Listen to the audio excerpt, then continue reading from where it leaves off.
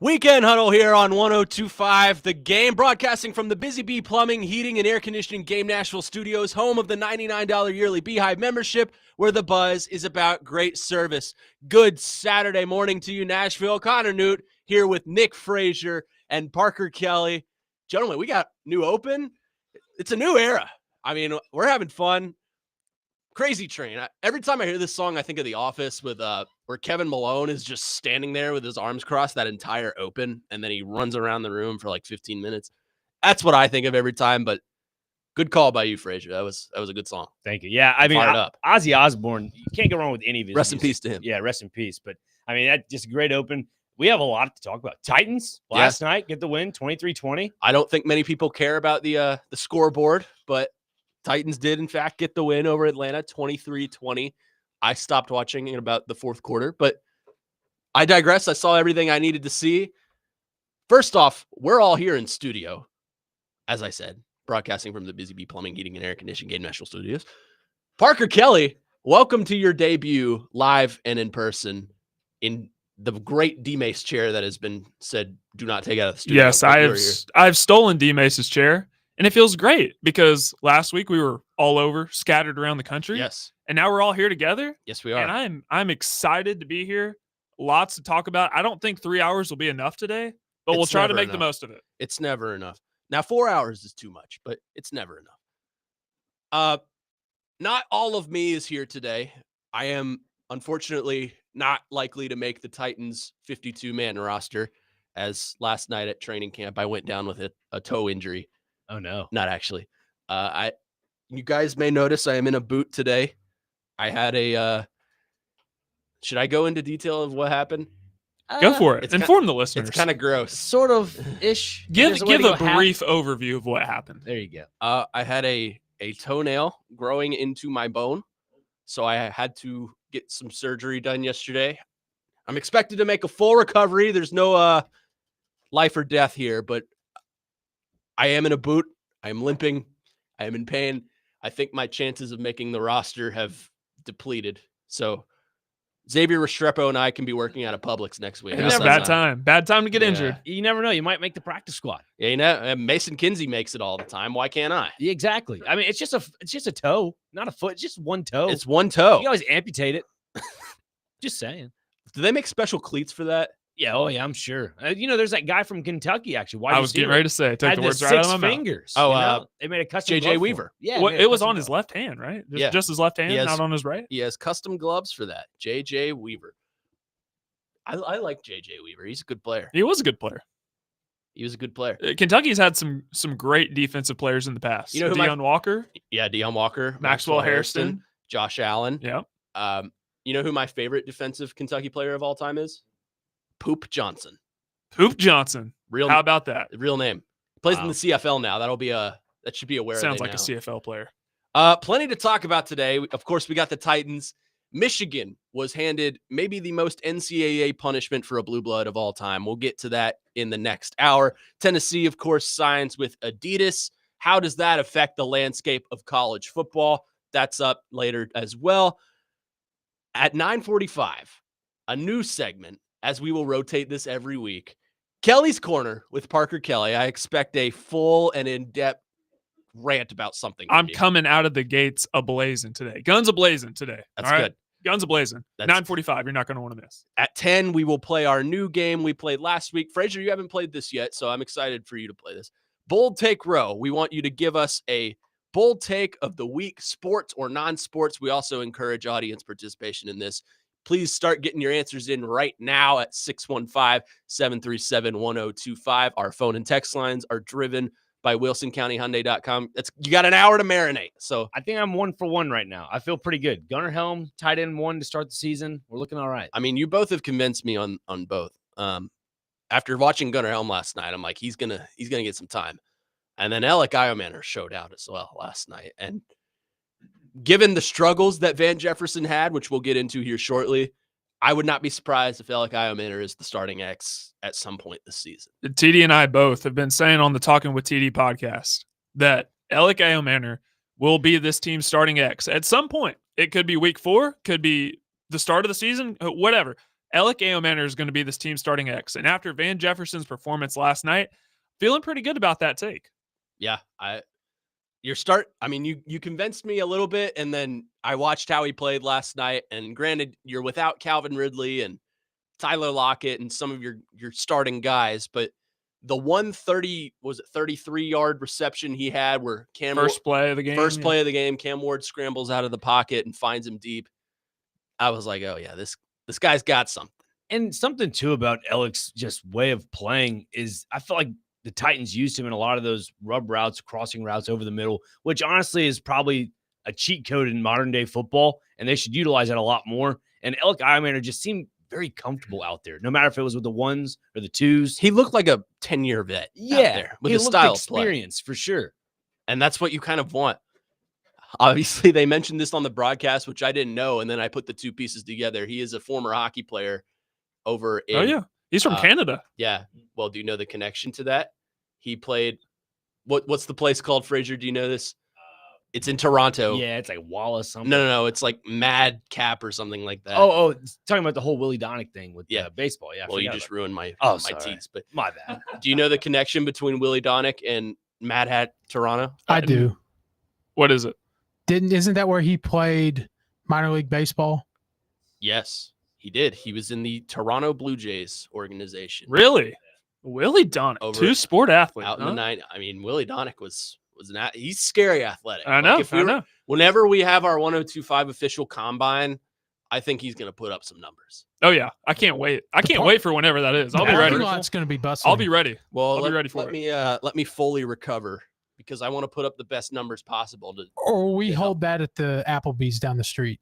No, I think it's we got to do this on home turf. Company grounds. We got to do this on home turf. Okay, the parking lot outside. Sense. Anywhere else, there's massive stadium pulse, and I don't want to feel that pressure. You got to watch out for the stadium pulse now. Yeah, stadium pulse. I mean, away teams that come here, off the charts. That's why you always do it on home turf or neutral site. Applebee's is away territory. Oh, you know how I feel about neutral site games. You hate them? Hate them. Hate them. Because why would we? One of the greatest things about college sports is the home venues, the home environments, the crowd, the tradition, the pageantry. Why would we take all of that and sanitize it in a neutral field environment? Medicine Hat, Toronto. Thank you, Joel, on our text line. It is Medicine Hat. I thought it was Mad Hat or something like that. Speaking of things that are perfect, to close out the show, as we will do every week, we will play our favorite game. Where are they now at 11:45? By the way, this is the last week of 3 hours. It was a fun summer experiment, but with football starting, we want you to be ready for college football starting pretty much right after we get off the air at 11 in the following week. So last week of 3 hours here on the Weekend Huddle. But Nick Frazier, I have tasked you with a very important task, and that is hosting. Where are they now? I'm ready. You've got this is going to be probably an all-timer. Oh. It's going to be an all-timer. He's going to pull out people we've never heard of. No golf this time. No golf. Yeah, he's going to pull out a darts. Oh, I do have thrower, whatever. I do have a story for you. Oh, earlier this week, I am of age now, so I went out on the town and had some fun. But we went to the Putt Shack place. The mini golf. Put me on the tour, man. Like I was stroking them. Like, were you now? Yeah, I was. I finished with like a 300. It's a different scoring style. Yeah, they do points up instead of your negative. Yeah. So I don't know what the actual golf thing would be. When did you go putt-putt? Because I also went putt-putt. I went on. Did you guys go together? No, I was in Chicago. I went on Wednesday. Wednesday. That's when I went. Hey, there we go. That's when I went. I was doing terrible, and I was getting very flustered because I'm very competitive, and I was getting really flustered because I was getting beat by my wife's dad, and it was not fun. I was not having a good time. You don't want your father-in-law to beat you. No, it's not you good. don't want that. No, the competitive edge is lost after that. Yeah, well, you gotta think more domestically. Well, also, I think you may or may not lose their respect, too. It's valid. It is valid. The good thing is we only got through the first 9 holes, so we got to come back and get back to the back 9. Yeah, you got to come. We ran out of time. We were going to a dinner. We only got through the first front 9. We went to the batting cages before. Now, I was going yard in the batting cages. So it got my confidence up a little bit. That may have been a bad thing because was trash on the first 9. Putt, I'm good. I think I'm ready to graduate to just hitting balls in like Top Golf or something. Like, I just want to go out there and crush them. Just The stadium pulse at Topgolf can be pretty loud too. No, yeah. I'll tell you. I don't know if you guys have ever been, but like, I've done it once. You know, you're in those bays and you've got people on like to the left and to the right of you and stuff. And then you get up there and from experience, I'll out myself on this one. You whiff one time and then it's just not easy to come back from. Wow. Real quick, this is very off topic, but I'm just kind of looking at Twitter, and Greg Sankey has put out some breaking news. He watched Happy Gilmore 2 last night and should be an Academy Award for Best Movie of the Year. So thanks, Greg Sankey. Were there any SEC cameos in that? I don't think so. Scotty Scheffler went to Texas. I guess that could be. I don't know, because at the time they were in the Big 12. So I could see Greg's angle though. Yeah, I could see him taking credit for. I haven't seen it yet. Here's the thing about Happy Gilmore. Like, if you just, it's a turn your brain off movie if you just want to laugh. But anything, if you think too much about it, you're probably not going to like it. Yeah, I haven't seen it yet. I don't want it to taint the original because I love the original. But let's talk some actual sports on the other side. This was kind of just an open and, get your feet wet, get on the ground. But coming up next, we will react to for the first time on these airwaves to game 2 of the Titans preseason. Titans win 23-20 over the Atlanta Falcons. How did Cam Ward look with no Calvin Ridley, no Tyler Lockett? The young guy is in there. That's up next. Weekend Huddle, Connor Newt, Nick Frazier, Parker Kelly, right here on 102.5 The Game.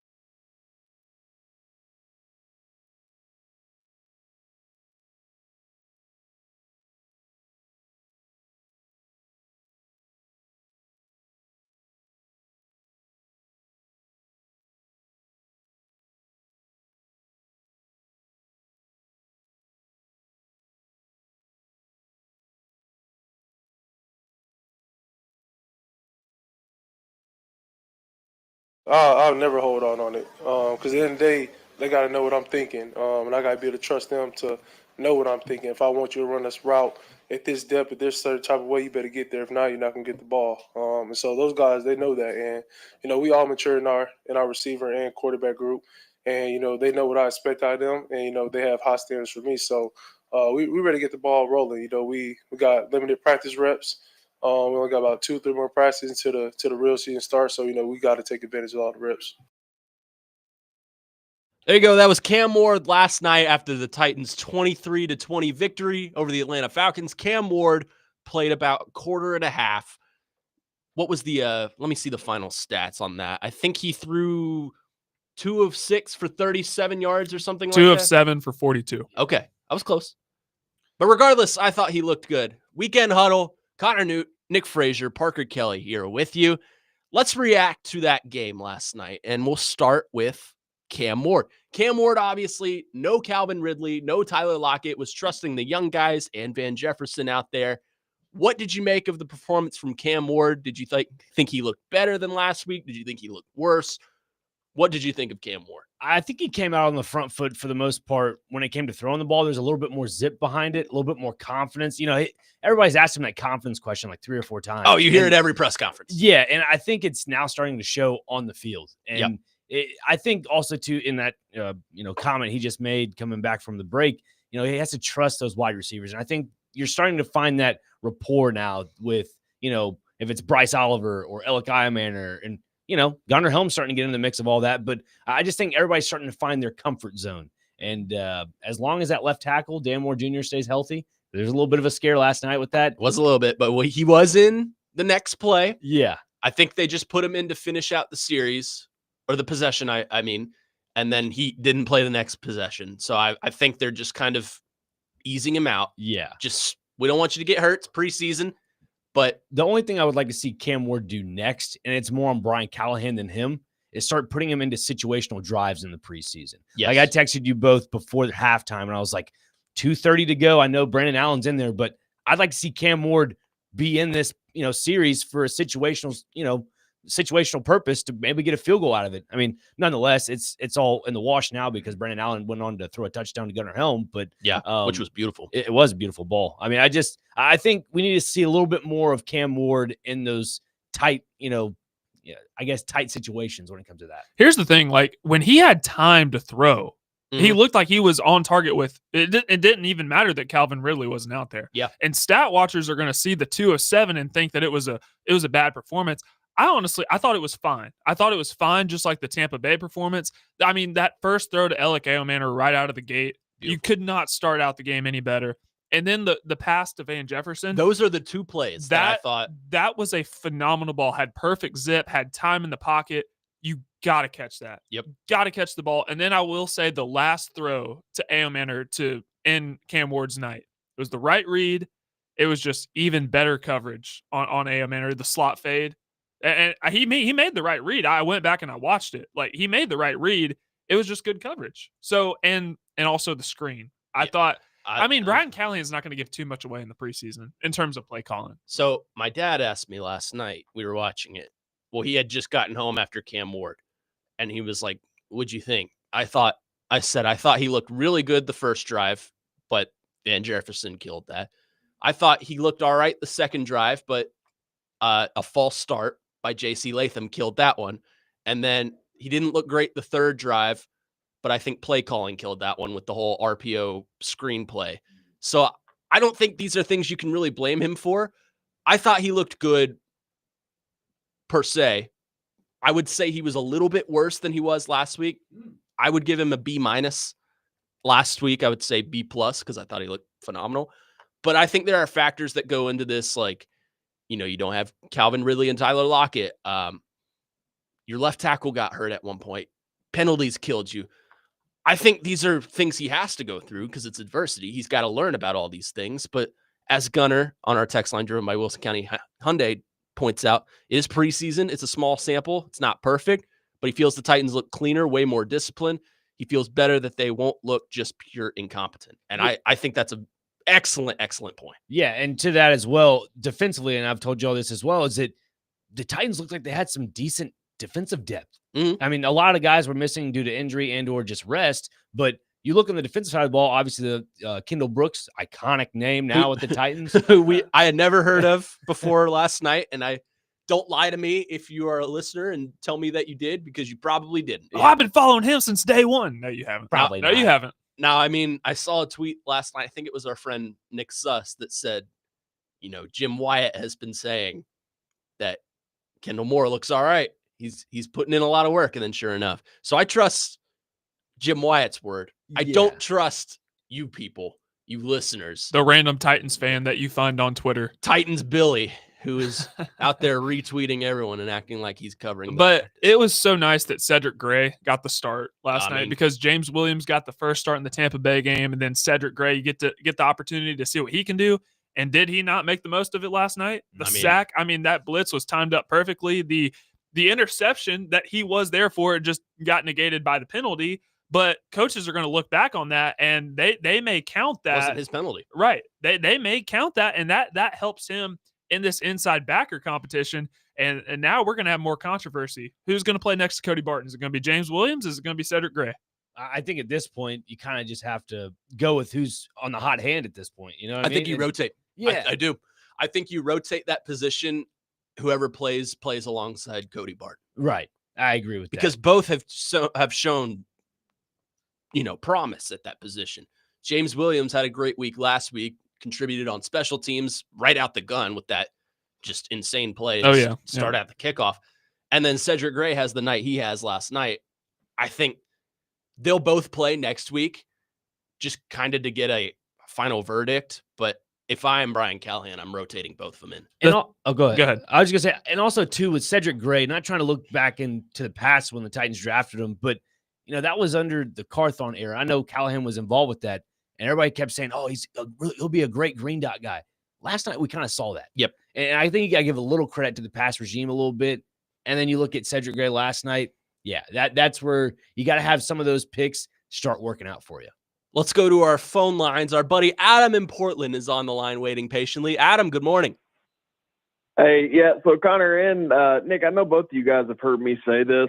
I didn't want Cam to get discouraged when he realizes that his team sucks. And that's kind of what you saw last night. Van Jefferson sucks, dude. He is trash. That's why we got him. Like, he's not available. He's not leaving anybody if he doesn't suck. Like, he's cheap. Like, it is what it is, man. That's a perfectly thrown football. And then the same thing with, dude, I hate to say this, and I know it's not going to get harped on as much, but we got a kicker situation. Like, you get momentum, and then you turn right around and miss a point after. Hecker's booted punts that are like 13 yards in both games. Like, what is our team's just garbage. And I don't want Cam, it all goes back to Cam. I don't want him getting discouraged because he's doing the right things, dude. Like 2 of 7, okay. I'd call at least 3 of those balls because of your teammates. So I just want him to realize that, help once we suck, we're going to get better players. So help's on the way, but I don't want him to get discouraged, dude. That's where I'm at with it. Thanks for the call, Adam. Yeah, I think that's a good point. I was thinking about the kicker situation last night. Granted, it's not a sexy position. It's not something really sexy to talk about until we get to the regular season. But Joey Sly looked rough last night, missing the extra point. And then I've been saying this the past 2 preseason games. Johnny Hekker, I'll give him the benefit of the doubt. We'll get to the regular season and see if you're booting him and really just holding back the preseason. But he does not look good at the punter position. Outside of Cam Ward, Adam's right. He presents a very realistic point of view. Like, outside of Cam Ward, is this Titans team is kind of boring to watch. Right. Like, boring to talk about. Calvin Ridley, sure. Alec Ayomanner is an exciting rookie. J.C. Latham, Jeffrey Simmons, guys like that, they're all right to talk about. But outside of Cam Ward, I went to college in Chicago. Nobody ever talked about the Titans. Nobody. Yeah. I hate to say it, but we locally here in Nashville are all Titans fans because that's our team. That's the local team. Outside of this city, and maybe you have a couple stragglers in Kentucky or Alabama or some of these border states, there's not a lot of Titans fans out there. Now, there's some weird ones in Canada that I don't know why, but I think they just like the color and they like the logo and stuff like that. But there are not, true-born Titans fans really outside of the state of Tennessee. Yeah, and it just kind of comes with the territory. When you suck for so long, your fan base kind of deteriorates a little bit. Yeah. They go to other, different Well, organizations. plus it's a newer franchise. Some of these border states, like I know a lot of people in Kentucky, they are Cincinnati Bengals fans because Cincinnati is basically in Kentucky.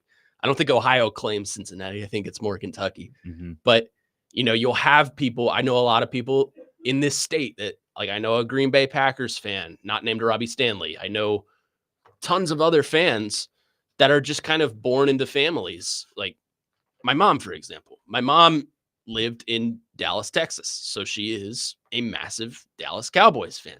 My dad, before he moved here, was a Chicago Bears fan because of that 85 team. And, Chicago at that time was such a sports city. You had Michael Jordan, you had that 85 Bears Brian team. Urlacher. Yeah, you had guys like that. So I think it's the older generation. Yeah. But this new generation of kids being born here, like us, and they are all Titans fans. And I think it'll kind of stay inside this bubble for a little while, because I don't think until the Titans start, contending for Super Bowls and winning Super Bowls, we'll pull in some of the bandwagons. But as of right now, Titans just aren't relevant. And to y'all's point about the punting situation and also just, kicking situation that Adam brought up, I think, to be fair, you have to give it some time, especially with Bones Fossil, because that's a guy that will probably fix this pretty quick. I don't think he wants to have a bad special teams unit.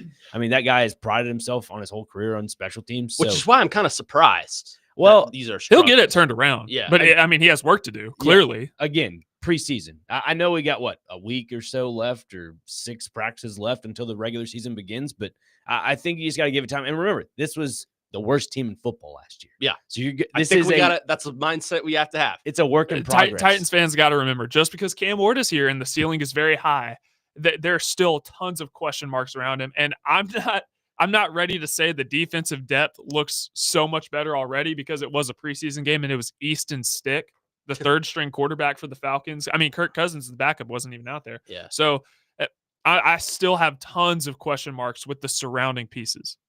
615-737-1025. Our phone and text lines driven by WilsonCountyHyundai.com. We'll take your thoughts on the Titans coming up next. Plus, you mentioned defensive depth. There is one guy on the other side of the ball that I have been just flat out disappointed with. We'll get to that on the other side. Weekend Huddle, Connor Newt, Nick Frazier, Parker Kelly here on 102.5 The Game.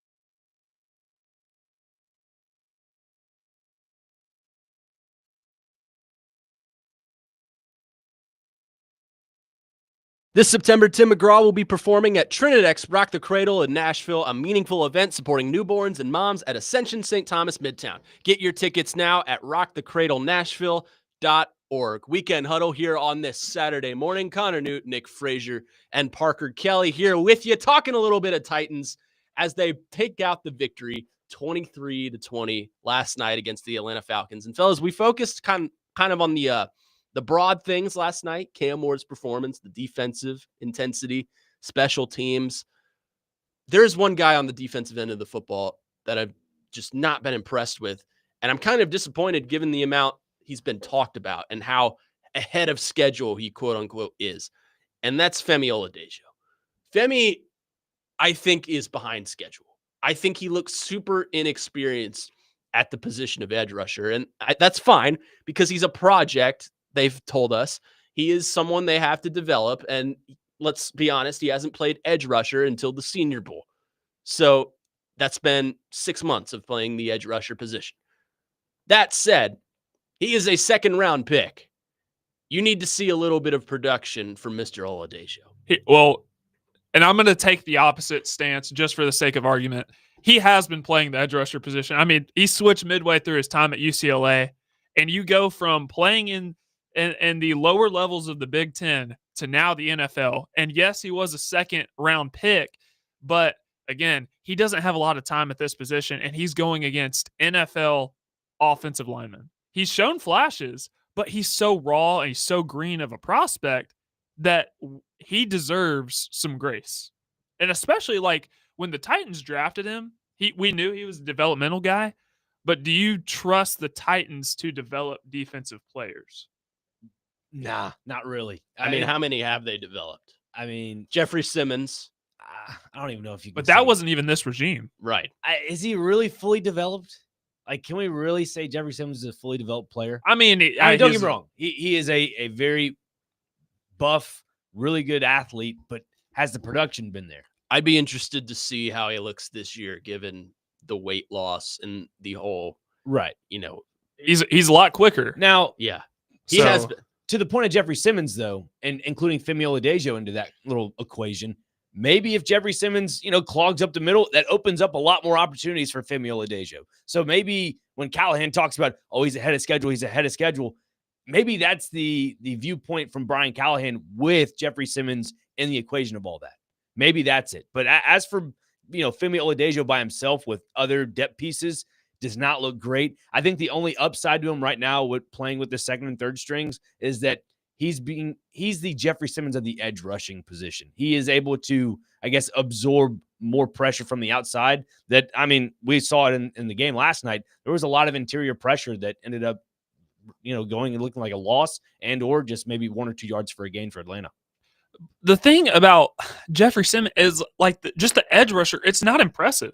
It's not. Arden Key was the leading sacker from this team last year, and Jeffrey Simmons really benefited when he had a guy like Bud Dupree or a Danico Autry coming off the edge, and you have Arden Key and you have Draymond Jones. Yeah, that's not like an impressive group. Femi Oladejo, who's a second-round pick, who just preseason's been rough for him. He's learning, in the fire, but this edge rusher group's just not impressive. I don't want to talk about next year's draft right now because I want to talk about this season.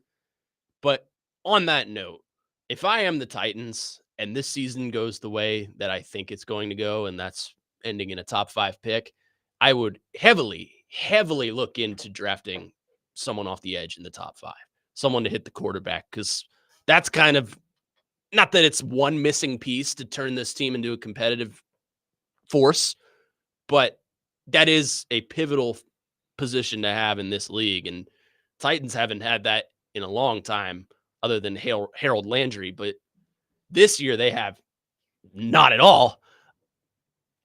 I was hoping that Femi would be ahead of schedule. I was doubtful because I tend to take a lot of what the Titans regime says with a grain of salt on stuff like that. Like right now, what is the number one thing the Titans are bragging about right now? Cam Ward looked great last night. You could add that in there. Sure. But they're bragging about, we have the number one waiver wire claim. This isn't fantasy football. No one is going to drop I don't know, freaking Kirk Cousins, and you're going to be able to And pick him up who's immediately. all going to be out there at this point? Exactly. There's not, unless there's like a major waiver wire cut, like the Seahawks have just cut Bobby Wagner, which isn't going to happen. I mean, Jadeveon Clowney's out there. Oh, God, stop talking about I think people need to stop talking about that. It's driving me I'm just crazy. kidding. I'm just kidding. Realistically, though, I think you'll see a lot of moves, obviously, because you have to make roster cuts. The Titans, I think, will make, air quotes, calculated risk when it comes to Oh, they're so going to call it calculated risks, too. Yeah, just calculated That's a great risk. term for it. That's That is a great term so for what it. they're going to call it. Because when you have the number one waiver wire, pickup claim, you're going to have a lot of pressure in saying, oh, you know what, we can get this guy, and this guy. And if you get all these guys that you say are going to help on day one of the regular season and they don't, that's when you're going to have to take a couple steps back. Sure. And this team is starting from the nubs. I mean, like they have a couple, pieces. Jeffrey Simmons, Calvin Ridley's a veteran, but like most of this team, it's the foundational pieces are young. Yeah. J.C. Latham, Cam Ward, Alec Eomanor, who you hope is your future, Gunnar Helm, who you hope is your future in the tight end room, because I don't see Chig being on this team much longer. Yeah. I mean, it's a young team. They're starting from the ground up once again. This was the worst team in football last year. Mhm. So we got to temper our expectations And for what this Titans team will do in 2025. I think that's a fair point, because I don't think this season is about wins and losses. I don't think next season is about wins and losses.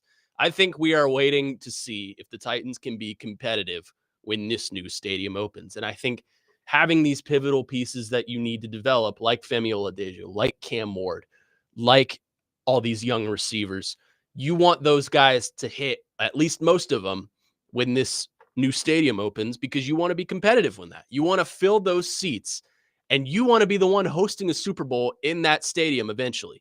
You don't want to see some other team coming here. You want to make this a thing for this city. But on the contrary, you said Femi needs some grace.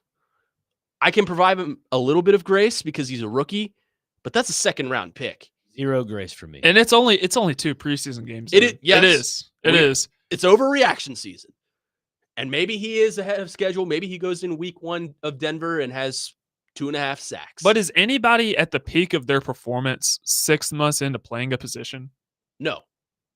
But you just invested a second round pick on a guy like that. And Anthony Richardson was a top 4 pick. But see, here's the deal. Yeah, but Out of both those situations, the similarities and all that, it's not on the player, it's on the organization. Yep. They have put the pressure on that player. So the Titans have basically dug their own grave in this sense and have put too much pressure on Femi Oladejo. And Denard Wilson said that they're throwing the entire kitchen sink at Femi to see what sticks. They're having him go out and covering the pass. They're having him rush, trying to set the edge in the run game, trying to go after the passer. They're throwing everything at him just to see what sticks. Yeah. So because it's not all clicking right now, doesn't mean it won't. At some point, they're going to find what he's good at, and they're going to hammer that. Yeah, and to that point, obviously, we also know that T'Vondre Sweat did not play last night because of tonsils. Yeah, I guess. Yeah, you he guys- got his tonsils out. Yeah, Hope he's yeah. enjoying the ice cream, though. There you go. Yeah, I just think when you get him back and Jeffrey Simmons and you just clog in the middle, there is going to be some prime opportunities for Femi Oladejo to really make a name for himself in this league, especially with the Titans. As a rookie, because T'Vondre Sweat in the middle, Jeffrey Simmons, they clog up the middle. That opens up the lanes for the edge rusher, so he'll have opportunities. We'll see if he makes the most out of them, but it's not time to freak out. It's way, way, way too early to freak out. But that's not saying the freak out point, but to your point about Denard Wilson saying throwing the kitchen sink at him and then adding the implement of, T'Vondre Sweat and Jeffrey Simmons. For me, having all three of those things that we've just talked about, that's why I have zero grace for Femi Oladejo. Zero grace. And again, second round pick. Titans did this to him, not himself. That's why I have zero grace for the guy. He needs to go in week 1 and produce. Real quick, I think my biggest problem with Femi Oladejo is not with the player. It's with the organization, like Frazier said. Obviously, they traded down to get him. But had they stuck, I think there were better options at edge rusher than Femi Oladejo. Donovan Ezra-Rocket from Boston went College, to the yeah. Cowboys. Personally, that's what I would have gone with, because when you're rebuilding, I don't think it's the time to develop. And especially the pressure on Brian Callahan, if he does not win, we all know how Amy Adams Strunk is. He'll get the boot. Is it the time to be developing players right now?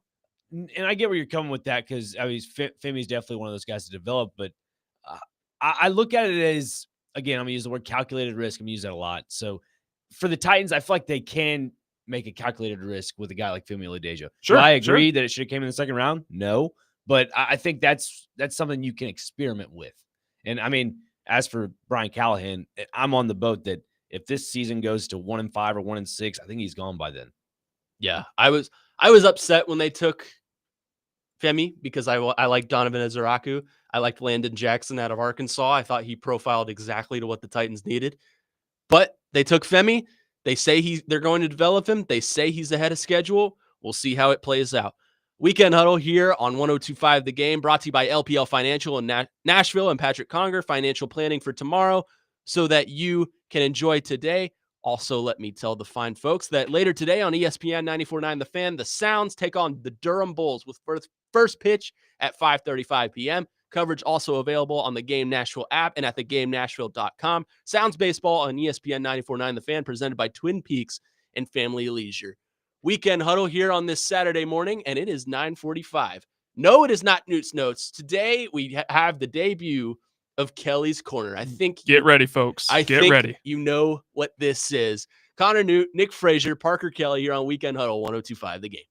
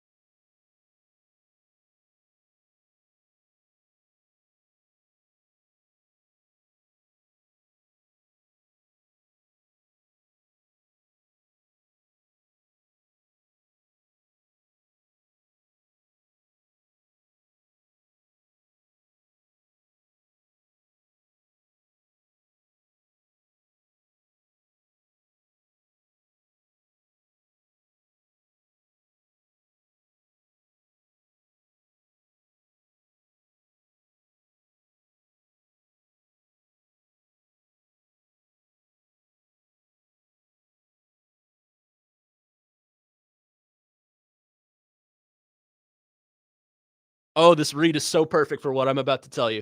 Tune into 1025 The Game, the Game Nashville app, or theGameNashville.com for NASCAR coverage of the Cookout 400 today at 6:30 p.m. Coverage presented by Michael Waltrip Signature Floor. Rev up your day on the Michael Waltrip Signature Floor, located on the 3rd floor of Hank Williams Jr. Boogie Bar. Wall-to-wall sports, cold drinks, and great food to fuel the fun. I was hoping for instrumental there, but that's Sports That car. was Tate McRae, sports car. She'll be here on September 11th. It's a bit promiscuous, but It is. It is very. that is Parker Kelly and I's. That's our y'all's our thing, song. huh? It is our song. Now, Parker, I have a question for you before we get into Kelly's Corner. Okay. Tate McRae or I forgot her name. Sabrina Carpenter? Yes, Sabrina Carpenter. You're making me be real vulnerable today, Wallman. Show your feminine side. That's all right. I'm going to be honest with the audience because I'm not going to lie. Here? I'm going to be honest with our audience here because I want them to get to know the true Parker Kelly. I don't have very many guilty pleasures in my life, but one of them is listening to Tate McRae, and I'm not ashamed to admit it. It is one of my guilty pleasures, one of few. I like both. I think Tate is a better dancer and a better performer, but Sabrina's just got some damn good songs. All right, I can't believe like enough of this. espresso. Enough. All Let's right. get to Kelly's Corner. All Come right, on. that's enough of that. Weekend Huddle here, Saturday mornings. Connor Newt, Nick Frazier, Parker Kelly. This segment, of course, is all about Parker Kelly. Kelly's Corner. Take it away, Parker. All right, guys. I'm going to try to compose myself because we are on the air. We are live. Tennessee Sports Talk Radio here. We are And if live. you notice, you're looking at the grid here, and there are no notes for Kelly's Corner. That's because I'm going straight from the dome today. We got the smooth jazz in the background. What all are we right. doing here?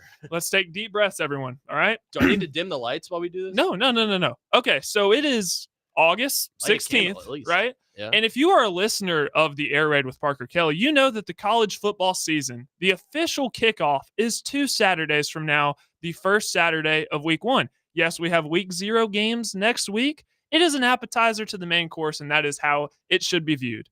But we have college football games being played exactly 1 week from now, which means one thing. Wedding season is over. No more fall weddings, because there is nothing more sadistic, there is nothing more evil in this world than you're watching Ohio State and Oregon. They're in a gridlock 4th quarter match. Autzen Stadium's going crazy, the Horseshoe, wherever it's being played. And you're watching Jerry and Wanda say their vows on an October Saturday. Jerry and Wanda. Am I at a wedding for 2 people in their mid-50s? There's nothing more sadistic on planet Earth than a fall wedding. Be a friend, tell a friend. Let's stop this nonsense altogether. Let's reclaim our fall Saturdays. You may resume your wedding planning after January. I'm sorry. I'm really just thrown off by the smooth, silky, smooth Duke Silver jazz we got going on. It's because I needed it to calm myself, because I was coming in to the station this morning and just gritting my teeth, clenching my fists, white knuckling the whole way here. So I needed the jazz to calm me down. Let me help you out real quick. People that are sitting in the back, find yourselves a friend and come out to the dance floor. We're ready for you on the 3rd song coming up. This is the part where we bring out the roses and we just start throwing them to all the ladies in the crowd, I guess so. like Boys to Men. I was so thrown off by this, but it's pretty funny. So I love it. But yes, I agree with you. Wedding season is over. Now, if you want to get married on like a Tuesday at 10 in the morning, be my guest. Saturdays are for the boys. Sundays are for the boys. Mondays are for the boys. And once we get to Maction season, Tuesday night at like 7 p.m. and you're watching Akron and Miami, Ohio, Tuesdays are for Here's the the boys. thing. They're not coming for a Wednesday wedding. They're not coming for a Nope. Tuesday wedding. They're coming for our fall Saturday. So I wanted to get out in front of the issue to start off Kelly's Corner, because I wanted to come out guns a-blazing. We got to get out in front of this issue. Let's stop with the nonsense. What about a Thursday wedding? Thursday night football. What about Friday? High school. Just it's better to be safe than sorry. Speaking no of- fall weddings. No fall weddings. Speaking of high school football, let's promote this real quick. The Game Blitz is coming back. Yeah. Parker Kelly and I will be helming that one. We will have a pregame show. First hour will be us breaking it down. Then we'll get to the Metro game of the week. Our first game is McGavick at Maplewood. Chase McCabe and Coach Bubba Spears will be on the call. Then Parker Kelly and I will come back and post-game, break it all down for you with all the games across the mid-state. Be on the sideline there. So there we go. And Gonna Nick be an Frazier. exciting Nick time. Frazier will be the sideline reporter. So we are all involved in high school football. Let this it year. serve as a reminder. There's no good time for a fall wedding. 0. Let's get out in front of the issue. Let's reclaim our fall Saturdays, and we can do it together. 2799 on our text line, driven by WilsonCountyHyundai.com, says if your daughter wants to get married in September, October, or November, you will make that wedding happen because it's your daughter. This is nonsense.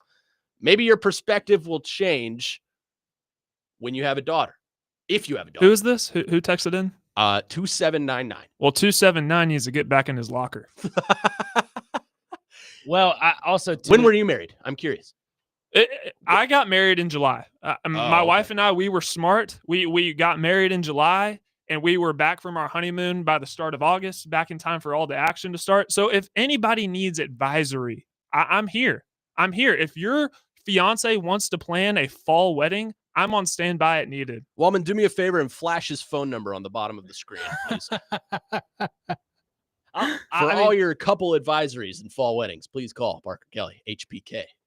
I get the whole textures point 2799 about, it's his daughter. I think I'm going with the assumption that he is a parent. Oh, yeah, absolutely. He has a daughter. I'm telling you, the father-daughter relationship, I'm not a father that I know of. I think that, you got to give the guy some grace here. Talking about familial deja grace, give this guy some grace. Yeah. No, I was just joking with 279, but really, no. Fall weddings, no. Just no. Yeah, no, it happens. Fall weddings. I know Jake Lyman. He got dragged into the trap last year, October 12th, when all the good games were. And Jake Lyman, excuse me, where was he? Sitting in a wedding. Yeah, poor guy. And when's he getting married? May. Smart man. Right in the middle of baseball season. I'm sure he'll be watching the Tigers up at the altar, but it'll be a nice, cool breeze, nice breeze, outdoor wedding. Yeah. Not too hot. Yeah, that's what I'm saying. Not too cold. Just right. Doing a little smart man. Doing a Jake little Lyman, East Coast swing. Smart man. Smart man. Good first rant here on Kelly's Corner. Wasn't expecting that, but I was expecting from you. I was expecting like a full deep dive into like the statistics of, Well, maybe at some point in the future I'll do that, but the statistics of like Utah Utes defensive intensity or something like that. I just had to get out in front of this issue before we got too carried away, because I know several people, not just Jake Lyman, who have gotten dragged into this evil philosophy of a fall wedding. Fall wedding. I guess you could say that's sort of a bold take, right? No, that's not a bold take. No. Warm temperatured comment. Okay. Well, you totally ruined my I'm segue, definitely but that's ruffling okay. a couple feathers for any of the women that are listening out there, but that is the definition of a bold take. Speaking of bold takes, coming up next, we'll play Bold Take Row. Give us your bold takes, sports or non-sports. You can text or call us at 615-737-1025. Our phone lines are driven by WilsonCountyHyundai.com. Weekend Huddle here Saturday morning. I forgot my own name. Connor Newt, Nick Frazier, Parker Kelly. We'll play Bold Take Row coming up next on 1025 The Game.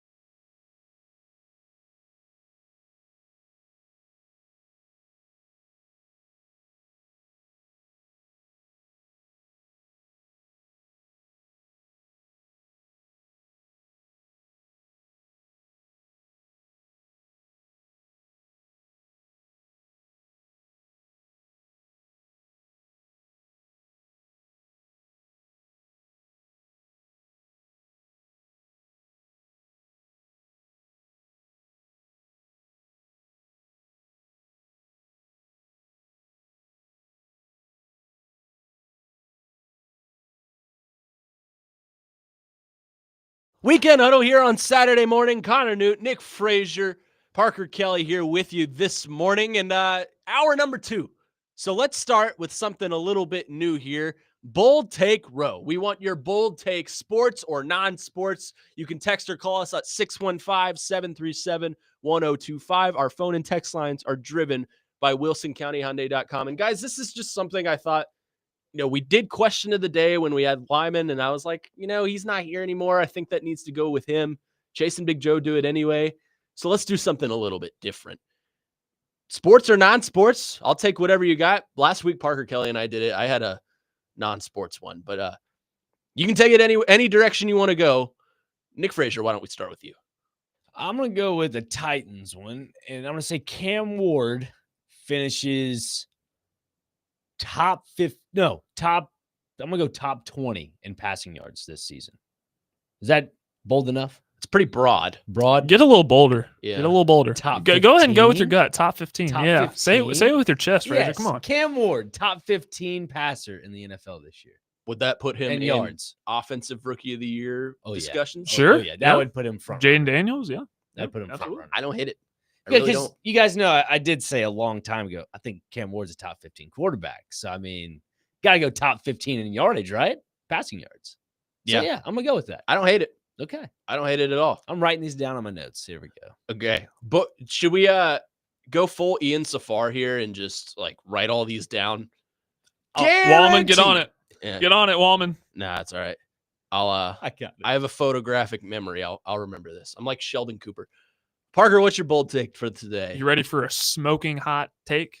Well, you just gave us a smoking hot segment that I did, felt and I'm going to follow it up. Now, I don't try to sure make zipper was up. I don't try to make my media living off of hot takes and clicks, but today I'm feeling take is extra banned on this spicy. station. So, you ready for this, guys? Okay. John Gruden will be the next head coach at the University of Arkansas. Oh. Wow. See, Jake Lyman and I talked about this earlier in the week. I don't know if he fits that program as well as he would fit other SEC programs. Well, here's the thing. Sam Pittman, love the guy, and Yeah. I've never talked to somebody that doesn't like Sam Pittman. Arkansas fans they're kind of around the same belief. They don't want to fire Sam Pittman, but if the results aren't there, they may have no choice. And I feel like that program wants a winner. And John Gruden, I believe you heard him when he was talking to the Georgia football team. He wants to get back to coaching, and he wants to coach in the SEC. Tell me a better duo in terms of excitement for Arkansas fans than John Gruden and John Calipari. Oh my God, it makes me want to throw The Johns. The Johns. Johns 2.0. Yeah, get ready for years of disappointment. And this is because I love Sam Pittman, and if he happens to be listening to this, I don't want him to get fired, but if the results are not there, they may have no choice. I can think of a more exciting football basketball duo involving John Gruden and Mark Pope. Make it happen. That I would like to that see. could happen. I thought you were going to say John Gruden and Rick Barnes because that would Rick be Barnes exciting. Rick Barnes is about to fade away into the ether. He's so old, so he's not exciting at all. What does John Rothstein call him? The Pope? Or no, that's Mark Pope. Yeah, Mark the Pope. Reverend? The Reverend. Reverend, yeah. Reverend Rick. My hot take is involving basketball, of course. Maybe a little bit of Big Blue Homerism here, but I believe that if he had not been hurt, if he had not been battling ACL knee injuries his whole career, John Wall would be more impactful for the game of basketball than Stephen Curry. Whoa. What we're talking about a guy that made 3-point shooting cool. I mean, Steph Curry. Look outside. Look back at the college era. John Wall is the man who made college basketball cool again at that 2009, 2010 season. That Kentucky team with John Wall, DeMarcus Cousins, Eric Bledsoe, Patrick Patterson, John Calipari's first year. He made it cool again. He made the dance. There were songs written about him. Go watch the video of his first game in D.C. where it's "Welcome to D.C., John Wall," and he's doing the whole Dougie dance. I believe that if John Wall had not been hurt and did not stop performing at the level he was performing, we would be talking about him pop culture, to the level of LeBron James and Michael Jordan. We would see kids wanting to be John Wall. John Wall, not not as good a shooter as Stephen Curry. And I'm not saying Stephen Curry still wouldn't be the best shooter in basketball, but I'm saying from a pop culture standpoint, look, Nick Frazier's doing the dance right now. From a pop culture standpoint, I think John Wall would be more impactful for the game of basketball than Stephen Curry is. I'd have to agree to that. You're looking at a guy that's a sucker for John Wall. I'll never forget. I was at Memorial Gym. I saw John Wall play with DeMarcus Cousins, and I had the most fun watching that game just because those guys were just on a whole nother level. And he's right. I think if John Wall did not get hurt, basketball would be completely different. John Wall, that's what John Morant reminds me so much of. John Wall, I thought was better than Derrick Rose at the time. I thought was better than maybe not Dwayne Wade, but I thought he had the potential to be better. Yeah. He had that pedigree. He had superstardom. Like maybe one of the best NBA draft prospects we've ever seen was John Wall. And unfortunately, his career was just derailed in Washington and was never the same. He went to Houston and played 40 games. He really fell off the abyss after less than half. I mean, just unfortunate injury luck, but I want to see him on the Kentucky coaching staff. I think Mark Pope should bring him in and just be like a guard guru and be like, teach these young bucks how to play. I think that would be an amazing hire. He'd be a great That would be coach. an amazing hire. I think he'd be a great coach because he's one of those guys, you know, how John Gruden loves football. He doesn't like it. He loves it. John Wall loves basketball. And I think, you know, I truly think he would be more impactful for the game. And if he went back to Kentucky, a place where he's just beloved, I feel like he would just hit it out of the park. I mean, he's been on record saying if NIL was a thing back in his day, he would have played all 4 years just because he loves that school and he loves that city of Lexington.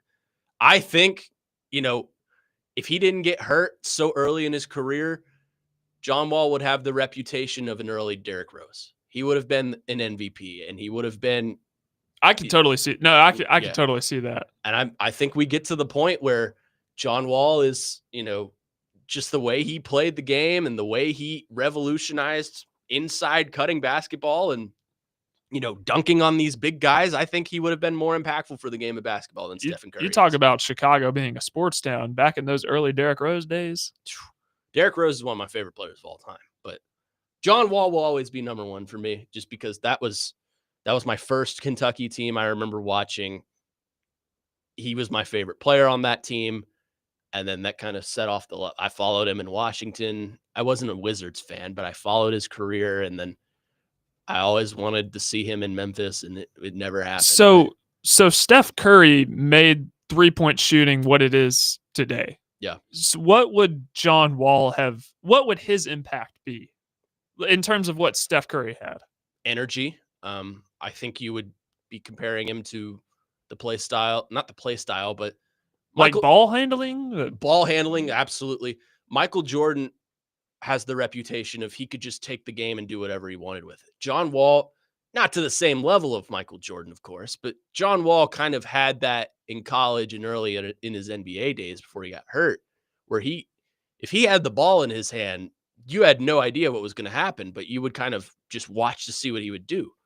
I think that would be amplified to the point. And I still think we're talking about Steph Curry as an electric shooter, maybe one of the greatest of all time. But I think John Wall, from, like I said, pop culture standpoint, he had the dance, he had the attitude that everyone I remember loves. the John Wall dance. Everyone knows the John Wall He used to do it dance. in the locker room in high school. He's got he does it to the Dougie song. I mean, you would see him in movies doing it, and you would see him in commercials, and he would just be such a pop culture staple that I think he would be a more impactful figure than Stephen Curry was. Yeah, and to the basketball point as well, I think he made the big man down low more important to the game. Yes. I think because you talk about playmaking, talk about ball handling. I mean, he made DeMarcus Cousins look like a 5-time NBA champion. When DeMarcus Cousins is another one that if he wasn't hurt so much, he would have dominated the league, like to the level of Shaq. Yeah, and thank you for bringing up Shaq, because I think that's what John Wall would have done with whatever big man he was paired with in the NBA, would have basically emphasized that big man's role times 10 and would have been another Shaq Kobe combo. And I think that's the trajectory NBA would have went in that direction rather than going with these super teams. Yep. I completely agree. Like, John Wall was never on a super team. He was in the Washington Wizards organization, which is a historically terrible organization. Do you think that's what's contributed to the downfall or the demise of the NBA is the super team? Yes. And I think it's just the neglect of fundamental basketball where, we're not getting back on defense. Because Jokic is playing point center. Yeah. And I can remember when I was playing basketball growing up, I was always the tallest guy on my team. So I never played. I was never allowed to. Right. And then when I got to college and I'd play intramurals, I didn't really know how to handle the ball because I was always playing in the paint. And they'd let me come out and shoot threes, but that's about it. Yeah. I bet you were a beast down low. I had a lot of fun. I prided myself on footwork, having good footwork in the paint. Well, you were quarterback, so you kind of had to. Yeah. Like a Charles Barkley. I feel like that's almost. what contributed was the quarterback. It helped me with my footwork. I could sit here and talk about John Wall all day, but I want Jake Wallman to give his bold take. Go ahead, sir. All right, gentlemen. So I'm gonna go with college football for my first bold take. I am not buying the hype on South Carolina. That's what he said last week. Oh, have you been listening to the air raid, buddy? I mean, maybe. Okay. Maybe. Okay. I just, that you look at their schedule, road games at LSU, at Ole Miss, at A&M, and there's one more.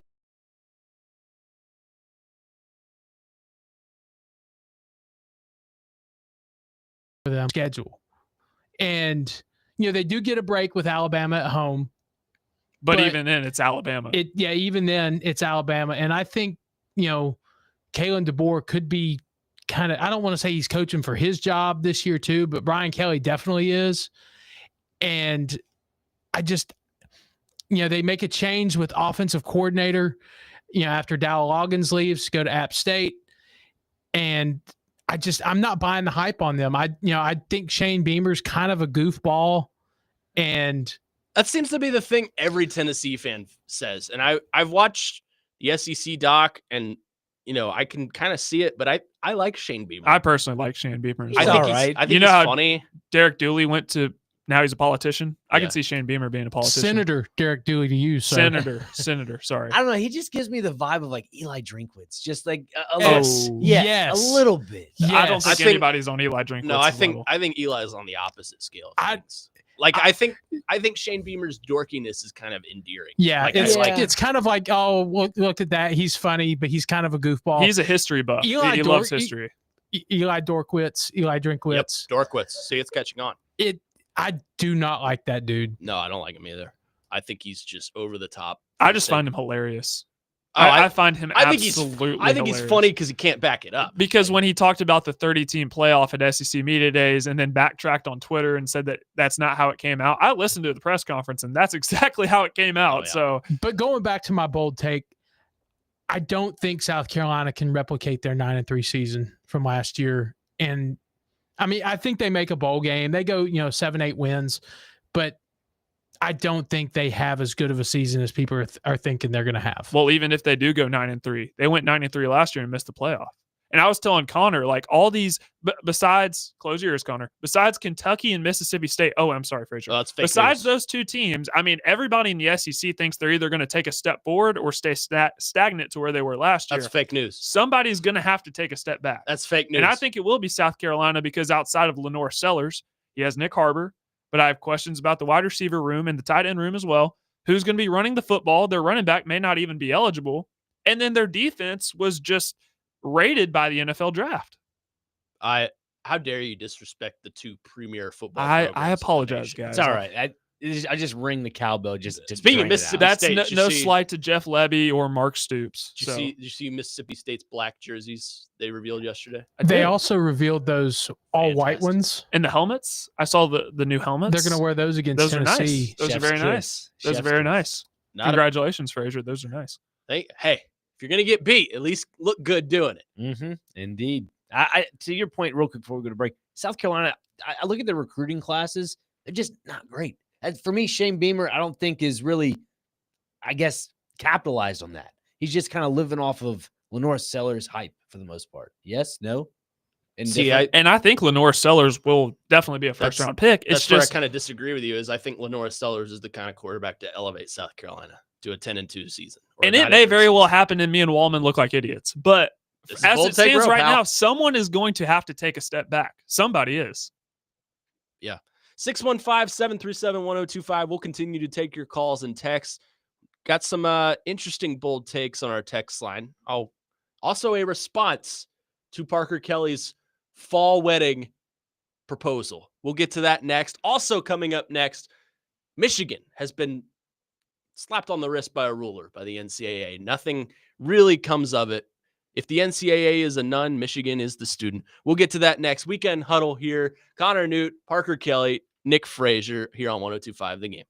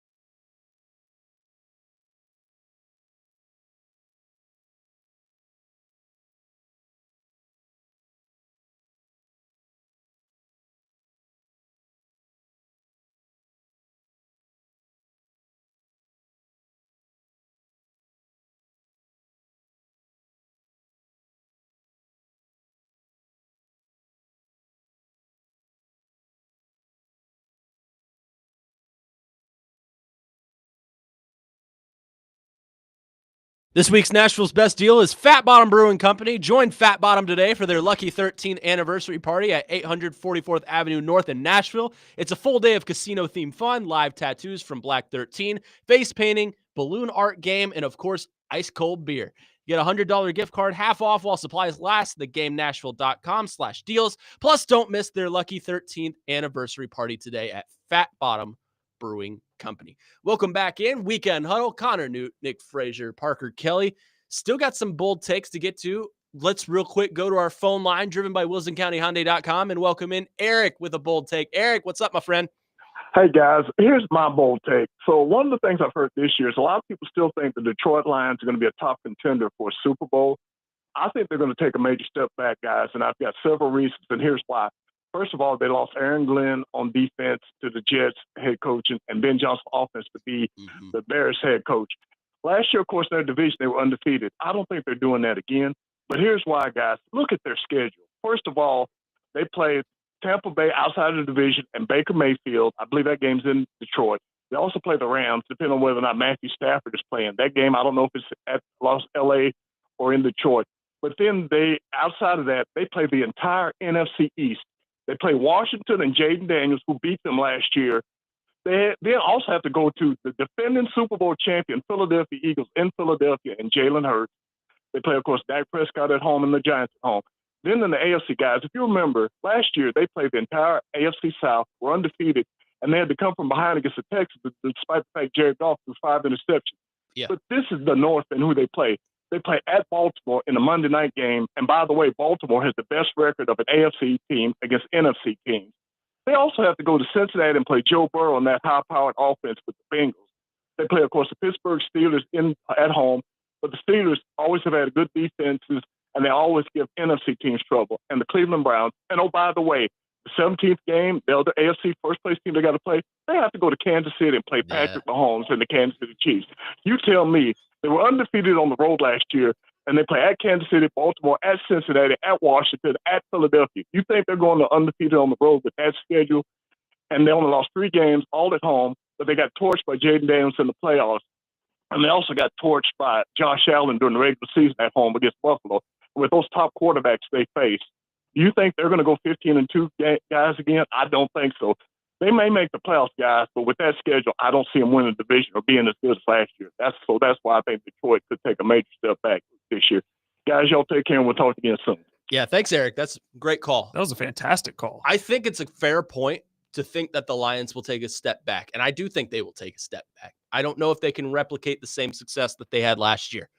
But you also got to look at this roster. I mean, Jared Goff is not the greatest quarterback of all time, but he's a game manager, and he gets the job done. You have probably a top 5 receiver in the NFL in Amon-Ra St. Brown. You have Sam Laporta, who's probably a top 3 tight end in the NFL. Don't forget about Jameson Williams. Jahmyr Gibbs, David Montgomery, yeah. Sonic and who's the other? What are they called? Sonic and Knuckles, yeah.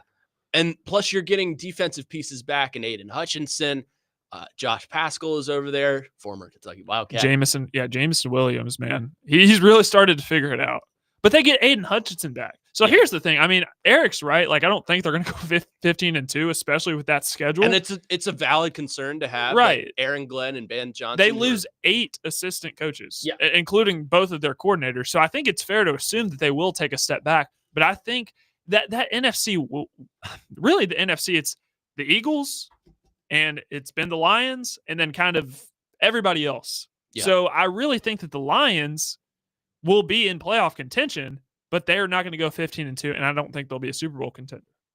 I mean, I don't see them going 15-2 either, but I still think they're a Super Bowl contender in my eyes. I can't just say they're not, because they've proven that they belong in that conversation.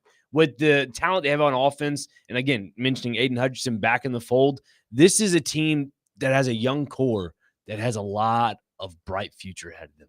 So I definitely see them still in the Super Bowl, picture. As for their schedule, I mean, it depends on what the Bears are this year. If the Bears can be a really good team as to what they did in the draft, and there's been stuff online about DJ Moore being in the backfield and doing stuff that way, that may be an option for them, and that may be a little twist to Detroit's plans against them. I don't know, but they just have a weird, slew of games where it goes Bears, Ravens. They have a little, cupcake with the Browns for the most part, looking at it on paper, and then Bengals, Chiefs. That, to me, that is like Murs Row. You just can't get past It's a tough schedule, but I think they have a good roster, and I mean, we've seen them blow teams out with that roster. And granted, Yeah. it was with a different coaching staff, but Well, the roster, I mean, there's plenty of talent, and I think they did a great job in the draft getting Tyleek Williams from Ohio State for that interior defensive line, Isaac Tesla, a receiver from Arkansas, who's really come on. Yeah, he's been. So I want to walk back what I said, because I do think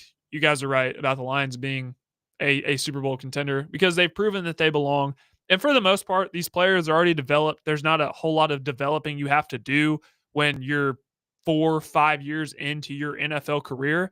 So yes, it is a blow losing 8 assistant coaches, but the talent is still there. Now, the only way they're not a Super Bowl contender this year is if they somehow crap the bed and Dan Campbell gets canned, which I doubt that would Canned happen. Campbell. But yeah, canned Campbell. There you go.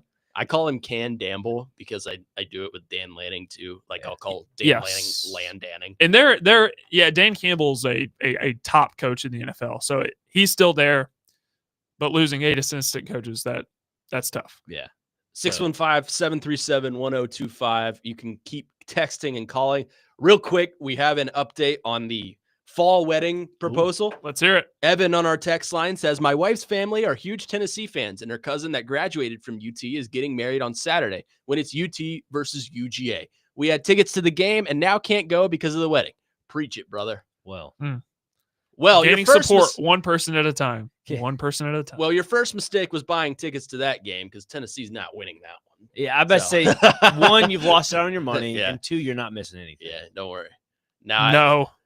If you're a fan, you're watching in the tough times and in the good times. No Thank fair you, weather Parker. fans. No Thank fair weather you. fans around here. I told my wife that I sit and I watch till the end, even if my team's getting blown out. I didn't say anything about I- fair weather fan. I remember No the fair Derek weather Dooley fan. days. I sat through those games.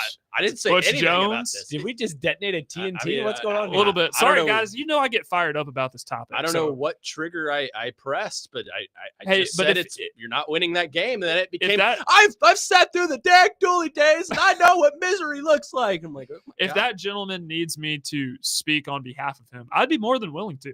I'd be more than I willing mean, you're talking to the king of college footall misery right here. So I don't need to hear your My sob glory story. days are in the mid 2010s. So now to. I'm Oh, just, those were great. yeah. Those were great. Speaking of misery being dealt out in college football, or rather not, Michigan has been hit with the death penalty. Not actually. No. Michigan got about a No more death penalties. $20 million fine for their sign stealing scandal involving Connor Stallions and Jim Harbaugh and that whole bunch. Jim Harbaugh has been giving a 10-year show cause, meaning he's banned from college football. He can't come back for 10 more years. And Connor Stallions has been given an 8-year show cause. Sharon Moore will serve a 1-game suspension. Guys, I don't know about you. in 2026. In 2026, not this Which year. is confusing in it. Isn't itself. he facing the? They had a self-imposed 2-game suspension this Right, year. and that still Yeah. stands. So it's a 3-game suspension. Right. Central Michigan in week 3, Nebraska week 4, Central Michigan. and Western Wow. Michigan in Oh, 2026. Watch out for the Chippewas. Scary. Just saying, watch out for the Chippewas. So I just don't I think that whole thing was funny because you self-imposed the suspension, but why? I get wanting to be there for the Oklahoma game since that's his alma mater, but why Nebraska? Nebraska could be a sneaky dark horse playoff team. I'm assuming the self-imposed, I guess, suspension was because more than likely NCAA was like, you know what, we're going to suspend you for all the Big Ten games that we can. Yeah, and they're trying to say, hey, we're punishing ourselves. You don't need to punish us anymore. But the NCAA still came in with something. Yeah. So we need to talk about this in the next So segment too. I pose, we'll get to this on the other side. I pose the question to you.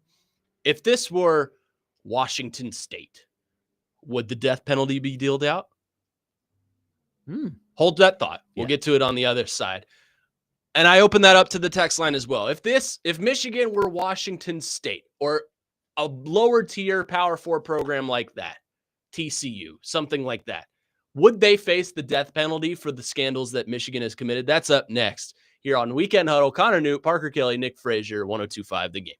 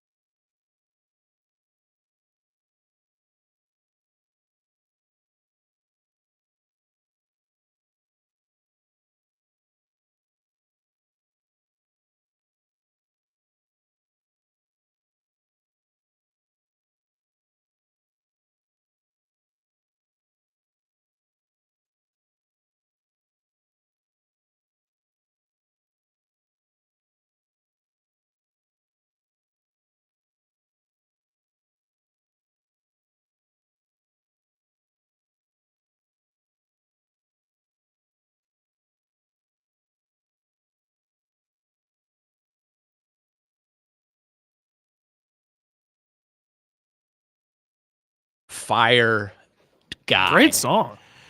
Weekend Huddle brought to you by LPL Financial Nashville and Patrick Conger. Wealth management advice for you, no matter your current situation or stage in life. Saturday mornings here on 102.5 The Game. Connor Newt, Nick Frazier, and Parker Kelly here alongside you for the next hour and a half. We are discussing the whole Michigan scandal. Essentially, the NCAA decided they're a blue blood. Let's not punish them. So I posed the question to you two. If Michigan was Washington or Washington State or TCU or one of these low-end Power 4 programs, would they have just been given the death penalty, strapped straight to the electric chair, and sucked out of all contention for college football for the next 30 years? Yes, 100% yes. Because the NCAA has no power over these Power 4 schools. I mean, the big Power 4 schools in the Big Ten and SEC. So if you're going to the Big 12 or Pac-12 or the MAC or whatever, NCAA, I think, has a little bit more jurisdiction over those schools, Mhm. so they can say, you know what, we're going to give a $50 million, sanction on your school for this penalty or so forth. I think that's where you're going to see a lot more of that. And then again, the rich get richer, the poor get poorer. I'm going to say no, because I think the NCAA is doing away with these types of penalties. We're not going to see the death penalty that was given to SMU back in the 80s. We're not going to see that anymore just because the NCAA, and this is the part I do agree with Frazier, they don't have any power. So even if they do want to punish a Washington State, they want to punish a TCU, they can't, because the conference will then come after the NCAA, and boom, they're getting taken back to court where they have been absolutely dominated over the last couple of years. So it was a slap on the wrist by Michigan. They got off soft, and now Michigan's appealing it. So the saga's not over, gentlemen. Yeah, it is not over. Michigan is appealing the settlement that came out yesterday afternoon.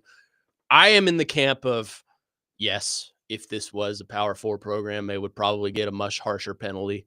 I don't know about the death penalty, but I do think it would be the NCAA saying, hey, we're going to set an example. We're going to get back control of what we are in charge of. And I think that would start with, we're going to give you a postseason ban for the next 5 years. We're going to limit your recruiting options, especially if it was a team out west. We're going to suspend your head coach for half of the season. I think it would be a much, much harsher penalty, but right. I don't know. I think this is the NCAA trying to protect its blue bloods. We like college football better when Michigan is relevant. We like if it was Ohio State, I think it would be the same thing. If it was Notre Dame, it'd be the same thing. And they tried to do it with Tennessee and couldn't. Yes. So I think this is them trying to protect their blue bloods and trying to keep relevancy to the top teams in college football. I don't think they would necessarily have that problem if this were Washington State or Kansas or something like that. And they can't necessarily reduce scholarships because scholarships are kind of becoming a thing of the past. Yes. Now it's roster spots instead of allotted scholarships. Your roster, your NIL collective is dignified, right? Because it's your roster spot. You have a cap now, a salary cap of what you can pay your athletes. So that not really, and baseball is actually one of the sports that's really struggling with this because football and basketball, they're getting all the revenue, so they can't afford to have as many players on the team. Let me get back in the camera. That's probably good. To your point, though, about the financial, banning and so forth when it comes to college football playoff and all that, how the NCAA is evolving. It says here 10% of the program's financial revenue from the 2024 season, which was $72 million. They'll take out $7.2 million of that. And then 2 years going into the future. So this year and next year, if they make the playoff, they will take out a certain percentage out of that. Right. And we have college coordinators now making millions of dollars. This is pocket change. Yeah. So this is exactly what it's not a death penalty by any means. It's a slap on the wrist. But yet Michigan, which is why I'm so surprised that Michigan is trying to fight it, because they got off easy. Yeah. They could have had way worse. Yeah. I don't know. Connor, what do you think about this? I don't know. I think it is a major slap on the wrist, and I think it's pocket change, especially for a big-time program like Michigan. I'm just wondering why it took so long to come to this conclusion. Like, why did I understand you got to go Nothing's through ever quick with the NCAA. Oh, that's true. I mean, we've got this whole John Mateer situation going on. They're going to ban him from college football in 5 years when he's in the NFL. But I'm just wondering why it took. I understand there's legal action that needs to be taken, and you got to go through the courts, and you got to go through all the administration and stuff like that. But this happened 2 years ago. Michigan has already won that national championship, which is still legitimate, by the way. That's another thing I'm surprised that they didn't put an asterisk by that national championship. But why are we giving Jim Harbaugh, sorry, John's the Ravens coach, Jim Harbaugh, a show cause for 10 years saying he can't return to the college game when he's long gone? This is why you went to the NFL. I mean, this was was coming. Why. So trust me, he has no plans on returning to college anytime soon. He's done. So let's remember too, he has a 4-year show cause on top of his 10-year. Yeah, he's already serving a 4-year. Right, so right. That's 14 years. Now, Connor, and why was maybe it's because the head coach is in charge of this, but why is Connor Stalions only given an 8-year show cause when he was the main ringleader? Yes. Why is he not? Why is he not, indefinitely banned from college football? It's just like trying to make sense of insanity. I mean, you can't really do it. I was talking to Big Joe about this. It was on the air, off the air, but that whole documentary came out on Netflix with Connor Stalions. Mm-hmm. I'm not saying that helped his case out a little bit. It may have. I didn't think they peeled back the curtain too much on that. No. But didn't somebody, I think it was the University of Michigan that bought the tickets for him to go to those games. Like it was funneled through some sort of booster, right? Yeah. I have that wrong, or is that correct? No, I believe that is right. I remember, I think there was a segment on the Dan Patrick show about this in 2023 where it was charged to like a university credit card. Yes, that's it. Thank you. Yes. Because I remember he would sit behind the home team, like the team he's scouting, he would sit behind their bleachers because I remember it was talked about when he went to the Tennessee game versus Kentucky in 2022, he sat in a certain spot where he could see the quarterbacks and the GAs signaling in place. So it was charged to a university like credit card. And that famous clip of him at Central Michigan, like there's no hiding. We all knew it was you. And so I don't know. I just think the whole 8-year show cause for Connor Stalions, I think it's appropriate. I don't think it's not too much or not too little. I think it's like right on the spot. Just because the guy's coaching in high school football right now. Is that correct, Connor? And he'll stay there because I mean he's the head coach. Yeah. So I mean he didn't serve much of a role on Michigan's staff. Like I think he was he was a scout, right? Yeah, he would basically. He said it in the documentary. He had a photographic memory, so he'd basically scout, tendencies and hand gestures as to what other teams would do, and that was his job. That was his dedicated job, was deciphering the hand signals, which is legal. Just the way he went about it was clearly illegal. But I mean, he's kind of hit his ceiling in college or high school football. I think knowing all the dirt on him, he'll never show up in the NFL. He'll be like a high school coach. Maybe he'll coach around the DAC or something like that. But I don't know. An 8-year show cause as opposed to a 10-year show cause for the head coach. And I understand the head coach is probably the one that organized all of this, and maybe that's what they found. But when Connor Stalions is the central point of this entire situation, why is he given the lesser of the penalty? That's just my opinion. My reasoning would be because Harbaugh knew about it, but Jim Harbaugh said he didn't know about it, but he very clearly did. Yeah. Why is he in the NFL right now? Because he knew this was coming. He didn't want to be involved in this whole scandal still in college football. If he is in college football right now, chances are A, he's fired, and B, he doesn't have a job in the NFL because he's shadow banned from college football. Why would the NFL hire him knowing all this dirt on him? And I'm glad the NCAA did not give the players a postseason ban, because it's unfair to punish the guys that were not on the team in 2023. And especially when you're waiting this long to make a decision. We've been talking about it. That's the thing, Connor, that you brought up. The national title is not illegitimate now because we knew about Connor Stalions before they went on their national championship run. Mm. We knew about it well before the season started, and they handicapped Michigan by suspending Jim Harbaugh twice during that season. One by the Big Ten, one by the NCAA. And they still won the thing. And it just takes a common sense football fan to see that the talent that they had was better than everybody else's. It is, but there's a reason for that. And that's why I think they should have put an asterisk by that title. What was the reason? They illegally recruited players. They didn't illegally recruit anybody. Yes, they did. They stole the signs. That was the illegal part about it, but that was before 2023. Connor Stallions wasn't on the staff by that point. Well, this was a different NTA. scandal. They illegally recruited players. Harbaugh served a 3-game suspension for it. Remember? That was for sign stealing. Mm-mm. Both of this. Are you talking about both suspensions in 2023? Mm-mm. No, I think what Connor's talking about is Harbaugh took, and I think it was a recruit and bought him a burger. Are you kidding me? Are you kidding? So that was the reason they won because they bought the recruit a burger, and that's what led to the national championship. That's what led to the national championship is 100% the sign stealing. But what Connor's referencing is a 3-game suspension that was served in 2023, correct? Yeah. That Harbaugh took a player out to eat. This has been a long, Philip Fulmer did it at Tennessee with Arian Foster, where he was giving him money to go buy Taco Bell because Arian Foster didn't have any money on his meal plan or whatever it was. Harbaugh took a recruit out to a local restaurant in Ann Arbor and bought him a burger, spent $50, and the NCAA found out about it. Considered a recruiting violation. Yeah. Right. And it was, But before NIL, did or did not teams pay players under the table? Oh, absolutely. So, we could go back and play revisionist history all we want. Alabama's national championship in the 2010s, illegitimate because we could do that all day. But, you're telling me, that was one player. Too. I think it's a stupid rule. Because how many players did they have drafted in 23 and even this past year? I'm with you. I think that if a coach wants to spend his money his way when it comes to treating a high school player to a meal, I feel like he should be able to do that.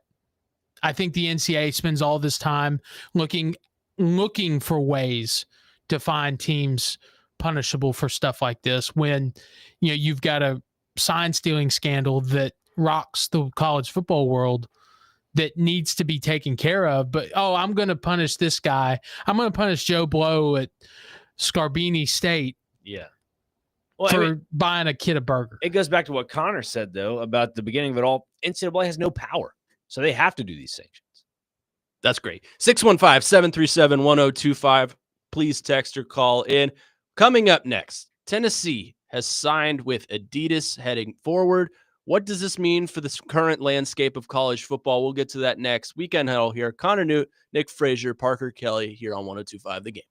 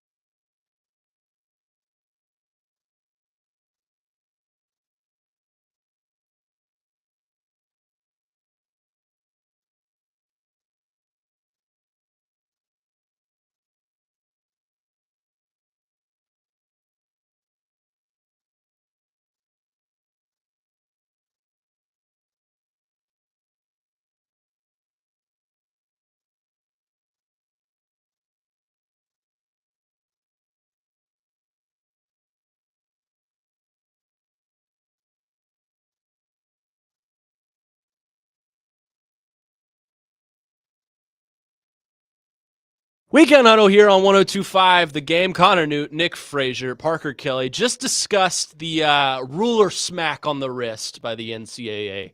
Were you ever smacked on the hand with a ruler? I think that was a bit past us. That was before our time. Yeah. Before our time. I wasn't. I did go to school with religious sisters. Yeah. But, you went to JP too.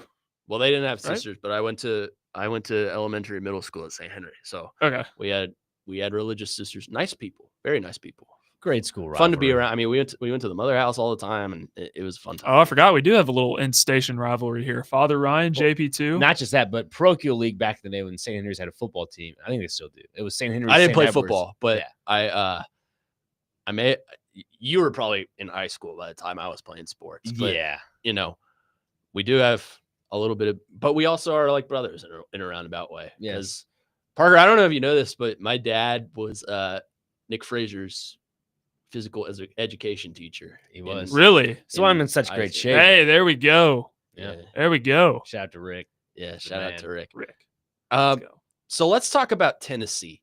They sign with Adidas, which I've seen a lot of Vol Twitter melting down about, which I quite honestly don't understand. I understand they made some really terrible uniforms back in the day, but it's reported that Tennessee has, to use a wrestling term, creative control of what they put out there and what they wear on the field. But I want to talk more about more beyond the jerseys. Tennessee with Nike was getting $5 million in NIL funds. Now with Adidas, as they are now probably the lead horse in football for Adidas, they're getting $20 million back in NIL collectives Annually. What does this mean for the future of NIL recruiting and the future of football in Tennessee? So this is basically Danny White finding a creative, competitive advantage in doing so because Adidas wants to make Tennessee the flagship of really all their sports. And basically, this is going to help the NIL revenue sharing budget. And the details of the deal were not disclosed because it would provide a competitive advantage. But schools basically have to do whatever they can nowadays to find a way to get the edge on getting NIL money. And this was Tennessee's way of doing it. And you go where you're wanted. If Nike is not willing, Nike wasn't even willing to negotiate the offer once Adidas put it out there. I think it was a no-brainer. Yeah, I think it was brilliant in that negotiation. The only difference here is you're wearing a different patch on your jersey. And I understand there's concern about the quality and what it's made of. It's made of like a different mesh material or something like that. But would you rather be the lead horse for brand number 2 and make more money or be just another Nike school? Take brand number 2 because guess what that could turn into? You could be brand number one. Exactly. And it's across all sports. Now, basketball, there are some key programs that wear Adidas. Kansas is probably the lead dog in the Adidas department for basketball. Louisville. You have some others. A&M. But Tennessee can make a name for themselves in Adidas. Obviously, they're making a lot more money annually. That can help their recruiting a ton. And, maybe someone one day will be proud to wear that orange Adidas. Right. And Chad Withrow came on DVD yesterday, and I thought he made an excellent point because personally, I would much rather wear Nike than Adidas. Right. But if someone is offering me $20 million a year and that goes to helping my athletes and produce winning on the field, then I'm going to take that. And Tennessee, given what their athletic department has done with all sports, not just football, could make Adidas cool. So I think Adidas is a cool brand. It is, right? Like it's not terrible or anything, but like I just personally have always preferred Nike. Yeah. I mean, that's kind of a selling point some of these schools use. Like for Kentucky, for example, especially in basketball, they're saying we are a Nike basketball school. That means you come to our school, you'll get all the Nike gear, shoes, hoodies, shirts, shorts. I mean, that's a selling point. The schools that have the biggest selling point is North Carolina, Michigan, Oklahoma, Florida, and UCLA. Why? Because they have Jordan. And those kids love Jordan branding. But that's not to say I think Adidas looks good on the jersey. I think, granted, they have made some really terrible jerseys in the past, but Tennessee now has control of what they do. I think they could bring back the old block lettering or the block numbers. I think they could do something really cool with throwbacks. You still have your dark mode that I think they'll keep around. I think they can do some really good stuff. And look, I don't think kids care as much about the branding now as they do what do the jerseys look like. Because if Adidas comes and offers them an NIL deal worth however much money, you think they're going to turn it down? Let me just say this, and Connor may relate to this a little bit. Coming and not working, but playing for a Catholic school in Nashville, there was a big uniform issue because of sweatshops back in the day. Yeah. And so, like, looking at what brand could you really wear, for us, it was Russell. This whole conversation of Adidas, Nike, I'm all for going to a wonderful uniform that feels good when you play. You got to be the athlete that's like, you know what? I like Adidas. Oh, I like Nike. Like for me, I'd choose Adidas over Nike. One, because I got wide feet. Wide feet. I have really a wide toe. Adidas. I just got my nail cut out. Yeah, you can have that. So like a personal preference, Yeah. So I think it's more of you have to get your players on board with this before you kind of ink deals like that. Now, I don't think any player is going to look down at their chest and the first thing they see is an Adidas and be like, I made the wrong decision. Yeah. Mark Pope says it best. You're not playing for the brand on the jersey. You're playing for the name across the chest. Right. If I'm Tennessee, I'm not selling on, hey, we have Adidas jerseys. I'm selling on, hey, we have a traditional program that Josh Heupel, am building. We're building something great. We're going to go compete for a championship. If you like it, you are in. Well, think about Patrick Mahomes, the best football player in the world. Adidas. He's sponsored by Adidas. He's Under Texas Tech. No, it's Adidas. Texas Tech used to be sponsored by Under Armour, but they've switched to Adidas because of Mahomes. And he sponsors, I think, around 15 players on the Texas Tech, somewhere in their athletic department. Texas A&M, number 1 recruiting class a couple years ago, Adidas. So Mike Matthews, the Tennessee's one of their he's probably going to be a wide receiver 1 this year, was asked about it. And he basically did not care. As long as this helps winning on the field, which is what athletes care about most, and they're going to get some money. Yeah. Who cares? The only program in the nation with branding that I would never play for is Boston College, because they switched to New Balance and their new uniforms look awful. Oh, dear. Oh, Lord. I mean, they're terrible. Speaking of awful uniforms, let's open up the phone and text lines, 615-737-1025, driven by WilsonCountyHyundai.com on the other side. What is the worst college football uniform of all time? I've got some options. I'm sure you guys do as well. We'll hit that on the other side. Again, 615-737-1025. Give us a call or a text. Let us know your answer. We will get to that on the other side here on the Weekend Huddle. Connor Newt, Nick Frazier, and Parker Kelly here on 1025 The Game.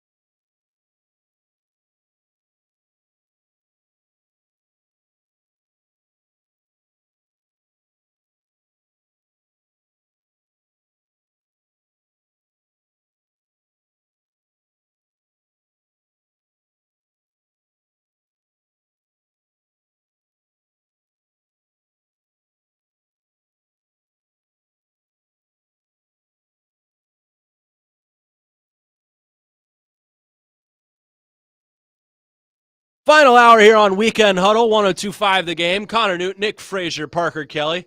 Just discussed Tennessee's addition to the Adidas family. And with that, they bring in what we hope is good uniforms. But historically, with Adidas, they've had some really, really, really bad uniforms. The smoky grays for me come to mind with the bad level. You know, it was all smoky and they had like the pro combat stuff on it. White helmet. Looked terrible. So we ask you the question, the listener. Text or call us at 615-737-1025. Our phone and text lines are driven by WilsonCountyHyundai.com. What is the worst uniform of all time in college football? I have some that come to mind. I'm sure you guys do as well. Nick Frazier, why don't you give us your answer? Man, there are a lot to choose from, but for me, I really don't like I think Notre Dame had some like brown alternates. You know what I'm talking about? Like they used Notre Dame brown alternates. No, it wasn't like all brown. It was like the helmet was like a dark gold. It was almost like a brown color. Like their pants were. I'll have to look it up. Let me see real quick. We were talking about Notre Dame and it kind of kindled on my brain. Yeah, we were. Let's see. The alternate jersey. It just did not. I did not like it. Let's see. Do you like Notre Dame's green when they wear green? I'm okay with that. I think the green gives a little pizzazz, a little something extra. It's something different. I like the green. Yeah. I like the green. They wore it against Ohio State a couple years ago. Yeah. All green. It may not have been Notre Dame's alternate. I don't like the silver that Notre Dame has worn. Notre Dame's worn silver? It's like gray. I forgot. I think it was like when they had a neutral field game, they wore silver. It was the pants. Yes. Yes. I did not like that. Was that I did not like the game at Yankee Stadium? Yes. Where they wore the pinstripe. Right. Yes. I hated those. Yeah, I did not like that. Navy helmet. It looked terrible. I did not like that. Mine would probably have to be, do you guys remember when Florida Dang it. decided to wear Connor, I knew you were going to steal mine. Connor, I thought about this morning. I knew you were going to steal mine, Connor. When Florida in 2017 against A&M. Yep. I have it pulled up on my decided the gator skin. They decided they wanted to wear green. I thought that was an earlier uniform. I thought they wore that a lot sooner than 2017. It was fairly recent. Are you talking about the gator skin? Yeah. I have it pulled up right. That was mine. They wore it in 2017 against A&M. It is quite literally possibly the worst uniform I have ever seen. Some others that come to mind. Actually, I have a text on my personal text line driven by my bank account. My mother. You thought you were about to get one. My mother, in an effort to piss me off into oblivion, has said Oregon in general. Okay. Save the Ducks. I personally here's what I will say about that. The all yellow is hard for me to get behind with Oregon, but everything else, like I don't have a problem with. See, I like the yellow, but they got to wear black hats and black pants. Yeah, I don't know why Oregon just doesn't go with their throwback logo. Because they're Oregon and the UO interlocking. We have an update. It was Illinois, not Notre Dame. Yeah. Illinois. Yes. The brown helmets. I kind of like those. No, by the way, disgusting. I was in Champaign recently. Yeah, on Wednesday. I saw you, and I got to go on their field. It was incredible. The staff there, very nice, very nice. They just allowed me to walk right out on the field. You got to talk to them for a little bit. Really nice people. The Packers are doing the brown helmet thing this year too. Yeah. Why? But I'm not a fan of those as well. All right. I got one. Since Connor it. stole mine, I'm sorry. I had to come up with another one. We okay. always seem to do this where we come up share with the same mind. thing. We share the same mind. So Michigan State, they did a uniform where I know they where had you're their dark green and it had state across and it was like neon green. And then the God, pants, I remember the these. pants were neon green as well. And I'm just like, oh, like They you're trotted- clashing greens. They right trotted there. those out. Yeah, And it was like, what are you doing? Now Michigan bro? State has had some good uniforms. You know, the chrome gold with the green Spartan, Mm. like that looks really nice. But when I you're think their clashing, current look good. when you're clashing the dark green with the neon green, like I cannot get behind it. I got one that it's a Tennessee uniform. It never made the shelves because I think the fans, it got leaked to social media and the fans were like, this can't be real. And it fired the fan base up really bad. Parker will know what I'm talking about. You guys might know as well. It was a smoky gray uniform with checkerboard shoulders and it had Vols across the chest. It was absolutely horrendous. Mhm. And it was posted to social media, I think 2014, 2015. And everybody thought it was a joke. And they're like, this can't be real. And then it was leaked that, yes, this was a uniform that Adidas planned to roll out and they didn't because of the fan backlash. So that might be why some of the Tennessee fan base is a little bit skeptical about this new partnership with Adidas. But I didn't know that Tennessee had creative control. So hopefully things are much better. That's this why time UT around. will listen to the fans. And I got another one. Colorado State. They did a orange uniform. Yeah, and like they it still was wear like those. green. Like the Mhm. helmet was green, but the Rams horns were orange. And I'm like, that's not your colors. Like Yeah. orange is not your color. So that is one of my pet peeves is when teams roll out colors that aren't their own. Like I have a hard time getting into like the City Connects a lot because yeah. a lot of them are the just NBA. well, Or are you talking those about two, but baseball as well. Oh, right. Like the Boston Red Sox, for example. I understand the meaning behind the the whole marathon thing and whatnot, but they roll out blue hats and yellow tops. I And thought look, they were the Brewers for a second yeah, when I was watching. They Like, look terrible. Like they just look awful. To your point, Connor, about City Connects, Philadelphia and Detroit, their City Connects in baseball look almost identical. Mhm. Like the Phillies, for some reason, are blue, baby blue and white, and the Lions, the Detroit Tigers are like a dark blue and white, and a little hint of blue in there, like light blue. I don't know. I have to go double check, but primarily dark blue and white. I'm just like, come on. and this is outside of college football, but the Steelers Bumblebee uniforms. Oh it God, literally They're looks bringing like, those back. Yeah, Did you see they're bringing them back in like a new ugly. Now the helmet, I'm like 50-50 on, but it looks like somebody like you go to a track marathon and you know how you get that paper like kind of stapled on the front of your chest. It looks Yeah. like they did that. what are your thoughts on? Because I had a history teacher that played in this uniform along with Stephon Diggs. The Maryland state flag uniforms. I have Stuff them, to look at. I hold them pulled up right here. Yeah. I actually like them. You like those? I think they look good. I like their current uniforms a little bit better. I But do the too. Maryland flag's all over the place. There's a lot going on with those uniforms. On CFB 25 or 24, I played with Maryland in my dynasty, and they have those yellow jerseys with the black pants.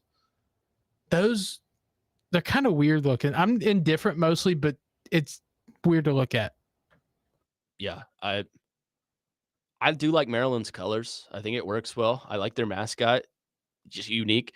That's the thing I love about college football and college sports in general is you have so many teams that have such unique colors. Like Maryland, granted, you could call them the Kansas City Chiefs, but they use it in a different way. North Carolina has probably the most unique color scheme in all of college sports. And then you have these teams that are like, Kentucky that uses blue, or Mississippi State. I know there's a lot of maroon teams in the nation, but Mississippi State uses it in a way that, you don't really see. Then you have Oklahoma that uses these things. That's my problem with some of these awful jerseys is that they use these colors in probably the worst way possible. Like Florida's gator skin. Like, just now, do you remember the Oregon Duck uniform? Like the actual with Fantastic. the orange. Great. I actually like Amazing. that. I thought it was very creative. The orange face mask, Right. Yeah, all and about it. we got recent news of a great uniform coming back. Baylor. They're bringing back chrome the helmets. gold chrome helmets. So shout out to the Baylor Bears. Let me ask you, I know we're going down a little bit of a tangent here, but that's okay. I've seen some hate from my friends and a lot of people online for Miami and their color scheme and their uniforms. What are your thoughts on Miami? Because I really like them. They did one where it was like recycled plastic and they like put it in their uniforms. Oh. I did not care for that one, but I have no problem with Was Miami's. it Miami that did the Braille uniforms where it had That was the Orioles. Really? where it had their names on Yeah. the back in Braille? I don't have a know that. problem with Miami. I think Miami, like when they do their all black or The all black is good. My favorite is the all green. yeah. White helmet with green. Or if they top and do bottom. white, orange, white, like I like that. Yeah. So I don't have a problem with Miami. Kinda- Another Adidas school. Have you guys seen Georgia Tech's new uniforms? I have not. They're fine. Go ahead, Frazier. I was just gonna say, like, circling back to Tennessee and the whole Adidas thing. Adidas, and I'm all for recycling goods, like being proactive with the earth. That's great. Tennessee's gonna have to watch out for that a little bit. because I know they have Recycling the earth. You think they're gonna have to do that? No, they're no, gonna 'cause do that? Adidas does that stuff. They recycle, their I don't know how to really describe it, but they like recycled goods into their uniforms and stuff. Like I don't know if that's going to deteriorate the Yeah. form of the Do jersey. you wear 47 brand? I do. hats? Yeah. They recycle plastic water bottles and put them into your hats. Okay, well then that's great. I Then think it's good Miami was. product. Well, that's great. I Yeah. think Miami was doing that because they're close to the ocean and they're like trying to promote like, oh, we got to save the turtle or whatever. Well, the you reason know, why I like- say this because like save the turtles, you know. a lot of those Ultra Boosts you see with Adidas, like they have recycled, I guess, produce in there. Ultra Boosts are great. Yeah, Very expensive, but I'm just saying it's I an own a couple Adidas pairs. team now. They're an Adidas school, so they like are an you got to Adidas. watch out for that stuff. I'm just saying. One more that was revealed yesterday that I don't like. Nebraska's all black. I think it looks terrible. Really, I'm in It's favor. of it. I think all black, all white. Well, here's the thing. They're going It's hard to mess up. They're going white helmet, black top, white bottom. Now that, yeah, if they got like a black helmet, but I can see they're a very traditional style school, so I don't see them changing from the typical Nebraska helmet. But if they were to do all black, I think that would look clean. Like a matte black helmet. Yes, Yeah, I'm with you on that. yes. I just find the lack of red disturbing. Yep. Yeah, I mean the big red, you know. So 615-737-1025 is our phone line. We'll continue to take your answers on this. What is the worst college football uniform of all time? But coming up next, we'll get right back into the Titans. Obviously took a 23-20 victory home yesterday in the preseason game against Atlanta, although I'm sure not many people care about the score, but wanted to get into Cam Ward. He mentioned in an interview last week that he wants to make Brian Callahan a top 5 head coach in this league. And that he compared himself to some of the other quarterbacks, Patrick Mahomes and Lamar Jackson. What do all those quarterbacks have in common? Stability. So what is required for Brian Callahan to have stability in his coaching job? That's up next. Weekend Huddle here on 102.5 The Game.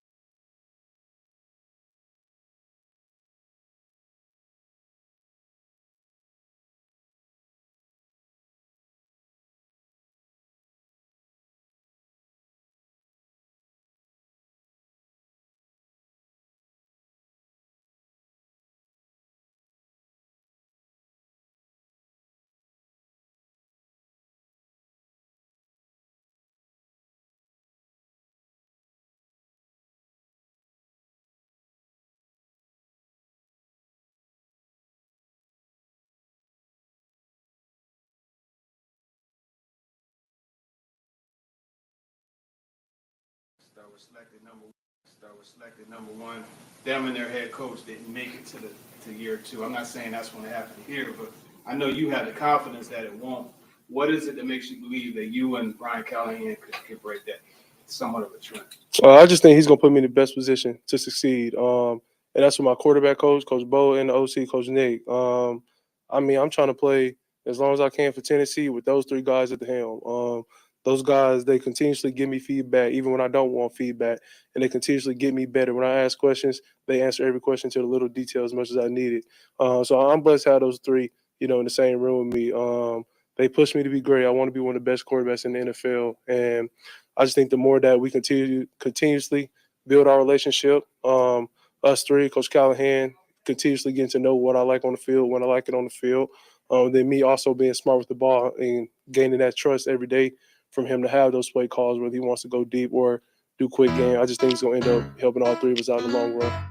There you go. That was Cam Ward earlier this week talking about Brian Callahan, how he wants to play with him for as long as he possibly can and turn him into a premier head coach in the NFL. Weekend Huddle here on 102.5 The Game. Connor Newt, Nick Frazier, Parker Kelly, broadcasting live from the Busy Bee Plumbing, Heating, and Air Conditioning Game Nashville Studios, home of the $99 yearly Beehive membership, where the buzz is always about great service. And guys, I really wanted to touch on that because after watching the game last night, it is clear the respect that Cam Ward has for Brian Callahan. They showed a shot last night where, believe it was after that one throw, the screenplay to Manor that ended up getting in the dirt. They showed a shot that made me think about that clip, and it was just Brian Callahan, hands on both shoulders of Cam Ward, just kind of walking him through the progress and lecturing him of sorts. I kind of value that relationship between the quarterback and the coach because you look at the top quarterbacks in the league, Patrick Mahomes, Josh Allen, Lamar Jackson, they all have a head coach with stability. Mahomes has Andy Reid. Allen has Sean McDermott, thank you. Lamar has John Harbaugh.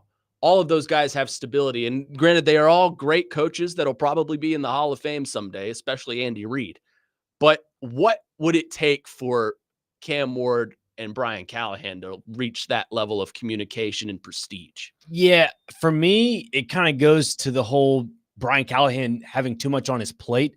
If he starts delegating things to other coaches to what it needs to be, and he can primarily just focus on just Cam Ward and getting that direct communication to him, I think that's what's going to keep him in Tennessee for, I guess, the majority of the rest of the year and maybe a couple years down the road. Because as long as you have that direct line of communication and that's your only, I guess, primary obligation, then the rest will take care of itself. Because Cam Ward, from what we heard just now coming back from the break, seems like he has his head on his shoulders and he knows the direction this team needs to go. That's a great point because Callahan admitted last year that he's kind of head over heels in his first season. You have Denard Wilson, who's a first-time defensive coordinator in charge of the defense. You bring in an experienced special teams coach in Bones Fossil, and now Brian Callahan has the opportunity to kind of mold Cam Ward into what he's capable of being. And when they drafted Cam Ward, I told this to TD, I'm like, that signifies to me that you have to keep Brian Callahan for at least a couple of years. Yep. Because you cannot fire Brian Callahan,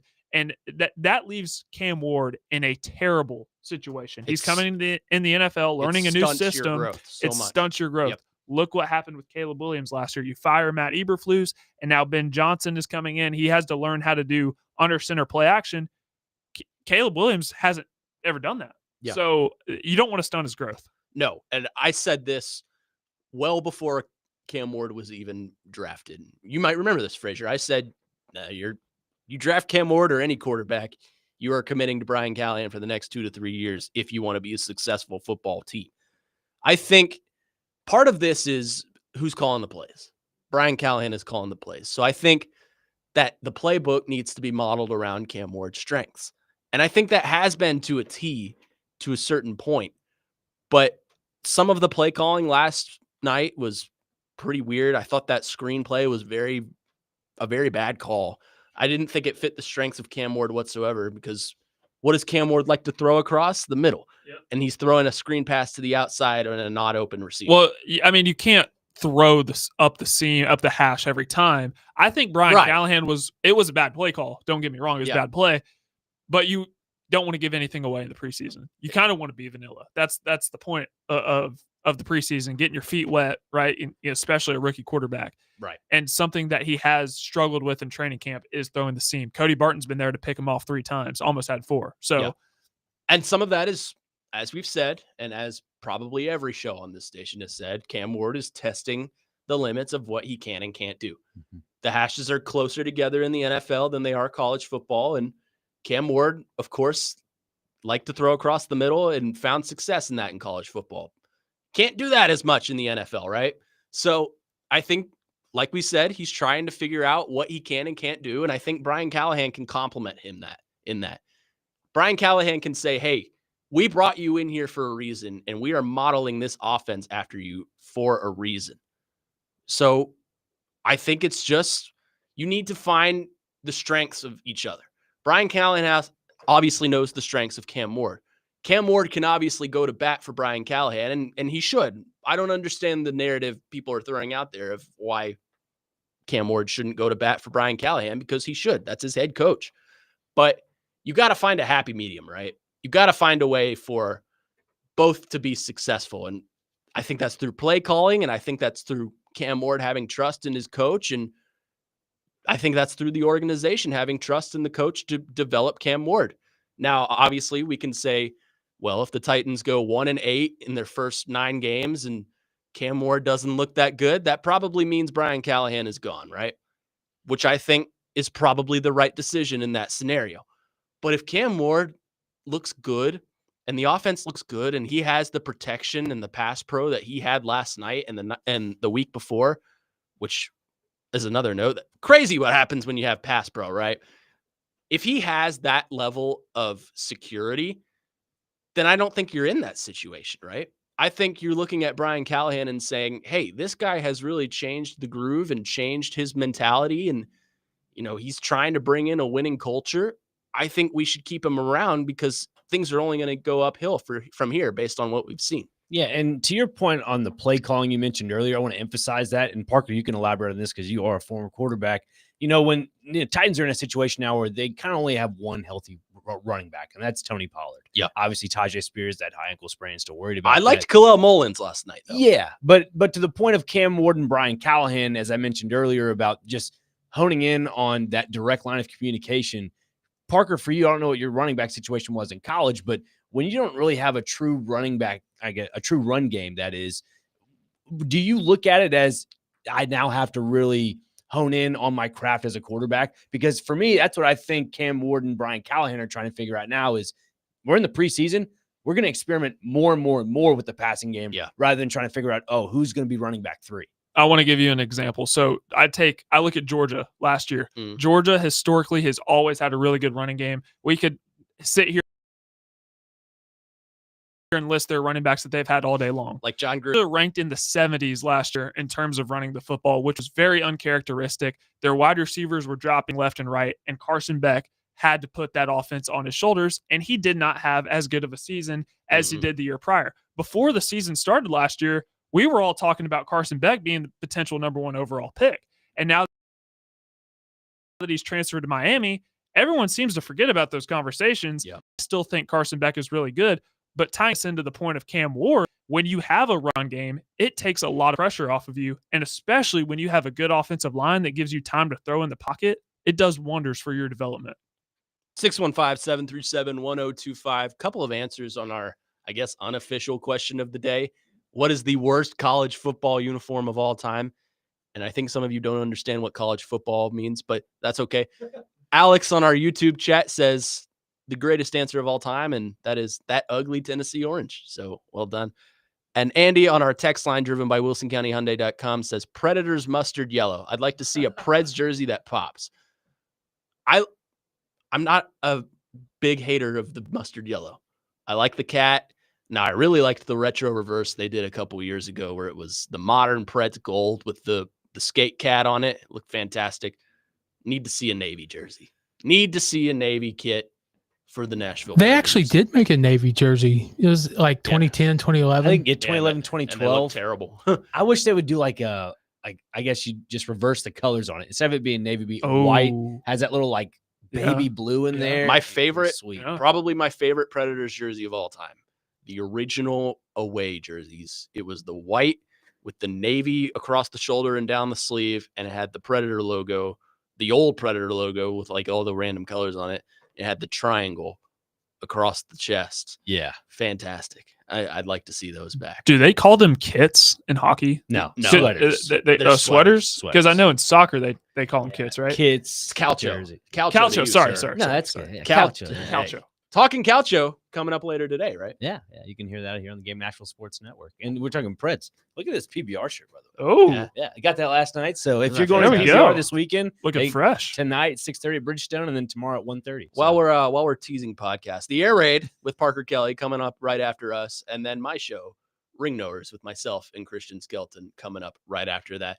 But as for this show, we'll continue the conversation on the Titans. What does Brian Callahan need to do to win you as the fan over? 615-737-1025. We will take your answers on our text and phone lines, driven by WilsonCountyHyundai.com.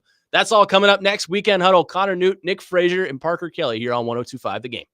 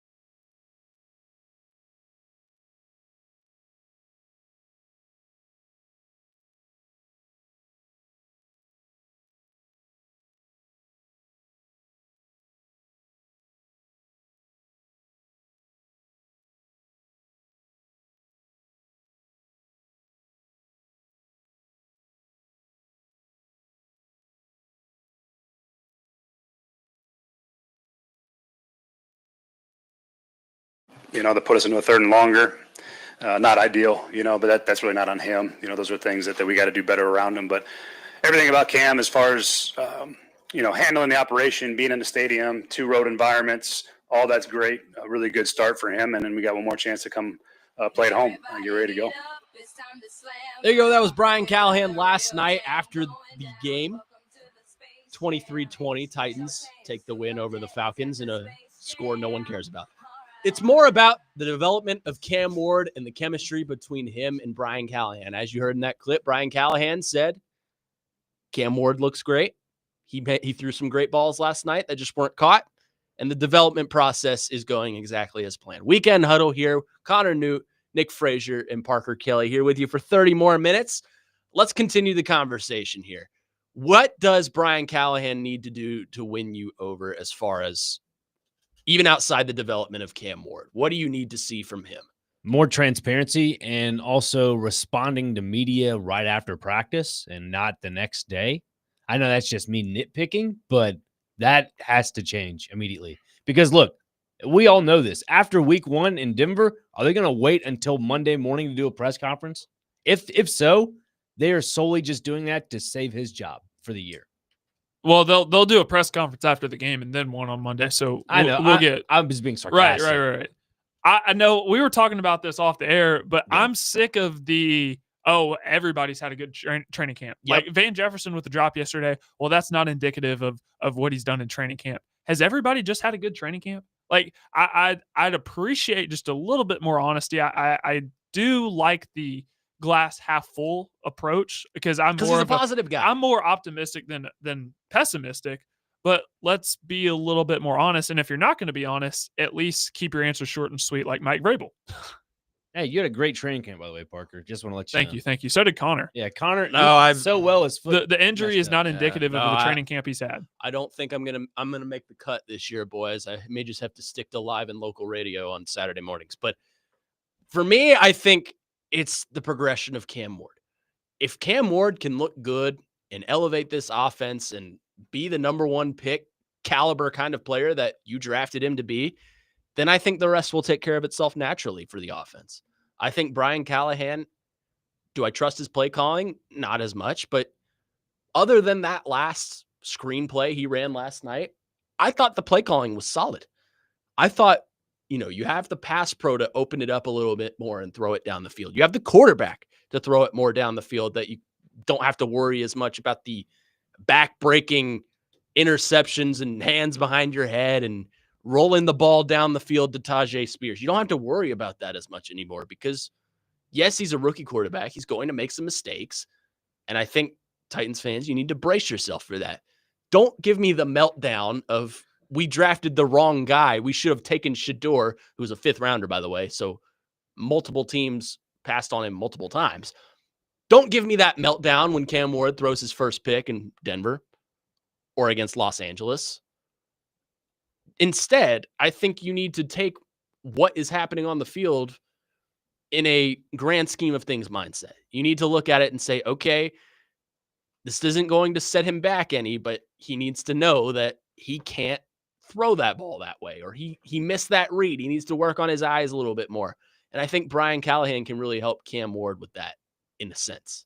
Yeah. And I also think when you talk about that, it will really come down to after week 1 in Denver, because if Cam Ward has, like, let's say he has 6 mistakes or 7 mistakes in week 1, and he goes back and watches film next week after that and goes, wow, I need to fix this, this, and this. And in week 2, he fixes all those mistakes and doesn't make those.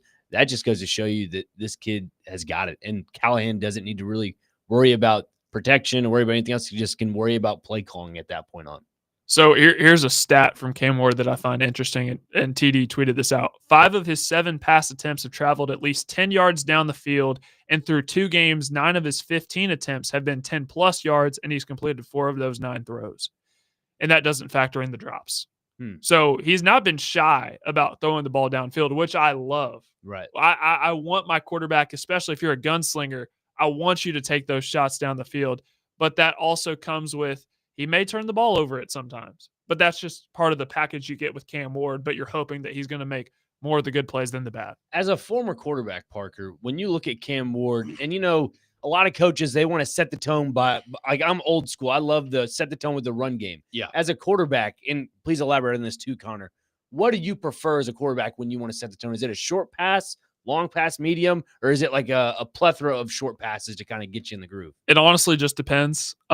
Personally, I was always one of those, I wanted to start the game with play action, take a shot down the field, but that's just me. I mean, every quarterback's different, but I've also mentioned, I didn't really get into the groove of the game until I got hit. Mm. Like that, I feel like that first hit that I get, okay, like now I'm ready to go. So it's different for every guy. Yeah. Well, I'm not a quarterback, so You're a coach, though. I can't. I am a coach. Your play Coach calling Newt. is pretty solid. The North Carolina Tar Heels are number 3 in the nation and working on winning their first national championship. But I mean, I'm with you.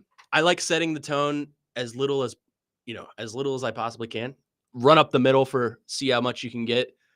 If that works, run it again, and then you can talk about throwing the ball down the field.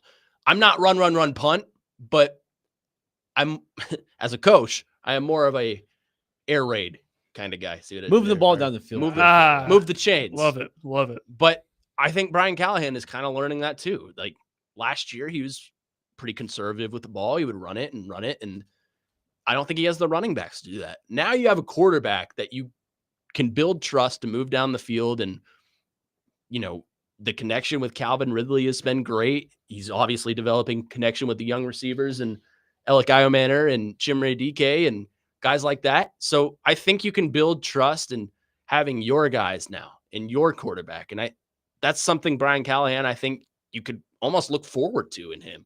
If things work out for him, he's building trust with a young quarterback and young receivers and a young offense. So I think that is definitely the takeaway for Brian Callahan. 615-737-1025. One final segment here on this Saturday coming up. And as we will do every day, every time we're on the air, we will close out the show with your favorite game, our favorite game. Maybe not your favorite game. Celebrity Birthdays is pretty popular, but your new favorite game. Where are they now? Nick Frazier has the podium. He will host. Parker Kelly and I will go head to head. Weekend Huddle here on 102.5 The Game.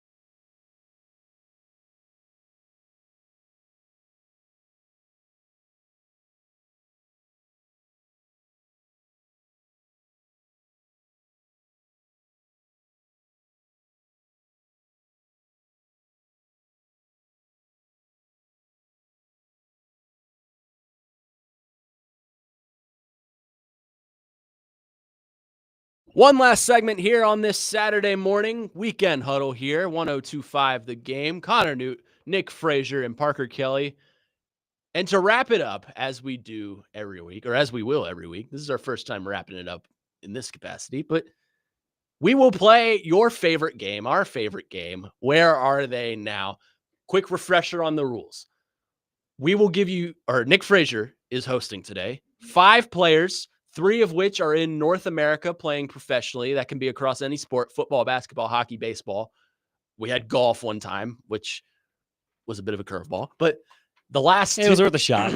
The first 3 are in North America. Last 2 are anywhere in the world not named North America. 2 points for, or sorry, I'm forgetting the rules. 1 point for league, 2 points for precise team. And if in the case of a tiebreaker, which very well may end up being the case today because Parker Kelly and I are a bit rusty at this game. 1 player, all destinations they played, guess the player you win. Exactly. You've summed it up perfectly. Good. Let's do it. You're good. My voice is going out on me, so You're I'm doing my good. best. Hey, we've done 3 hours of radio, baby. Yeah, 3 hours. Let's do it. All right. I'm ready to go. All right, go for it. All right. First on the list, we have Samson Nakua, Oh. brother of Puka Nakua. Ah. Yes. Went to BYU, played wide receiver. Ah. Where is Samson Nakua? Samson? I actually know Nakua. this, Do you? I think. Okay. I have no idea. So, You want to go first? yes. Samson is in the UFL for the Memphis Showboats. Okay. He is in the UFL for the Michigan Panthers. Wow. I thought you guys would get this. He is currently in the NFL with the New Orleans Saints. Really? Wow. Well, Yeah. Was he in the UFL prior? He was. Okay. yeah, with the okay. Michigan Panthers. Because I remember seeing him on a broadcast. That's kind of why I did this, because I knew that you may not have known that he went to the NFL. He's got some redemption. I was about in to the say, NFL. is he on the Rams practice squad right now just because he's it's Puka's brother? Yeah. But Where was he in the UFL before the Saints? Do you have that pulled up? Panthers. Oh, it was the Michigan Oh, you were Panthers? close. Yeah. You were Man, just so oh close. my. Yeah, you were pretty close. The other one here, very, very familiar. We're talking about Baylor bringing back the chrome helmets. Mhm. This guy played in the chrome helmets era. Sean Oakman. Oh, You guys remember Sean Oakman? Sean Oakman. We've done this before. Have we? It's okay. It's okay. He Was Yeah, I 'cause- not- yeah, I 'cause wasn't he here? knows it. Was Yeah, I not No, here? you weren't here. Oh. Can I go first? Sure. CFL for the Toronto Argonauts. Okay. Yeah, ditto, because we've already done this and he knows the answer. It's not the Argonauts. It's Montreal Alouettes. Oh, Damn it. I just saw someone in Canada post a hat of the Alouettes. It's Montreal Alouettes. Yeah. Okay. I'll double check it, but I'm pretty sure it was Montreal Alouettes is what it said. Well, regardless, okay. 1-1. we are tied at 1-1. 1 Yeah. in a let's- very great pitcher's duel. Okay. Next one on the list is a North American baseball player, Josh Bell. Oh, 228 Dang it. average. Mhm. He was a 2019 All-Star, 2022 Yep. Silver Slugger. I think I know this. Where is Josh Bell? Josh Bell. And let me give you a little hint. He's a trade deadline guy. So Oh, then he's not where I think he is. And this is in North America. Anywhere in Yes. North America. this is Major League Baseball. I'll say Josh Bell Well, is, just gave away half the answer. Yep. Josh. Thank you for Well, that. Josh Bell's in the majors.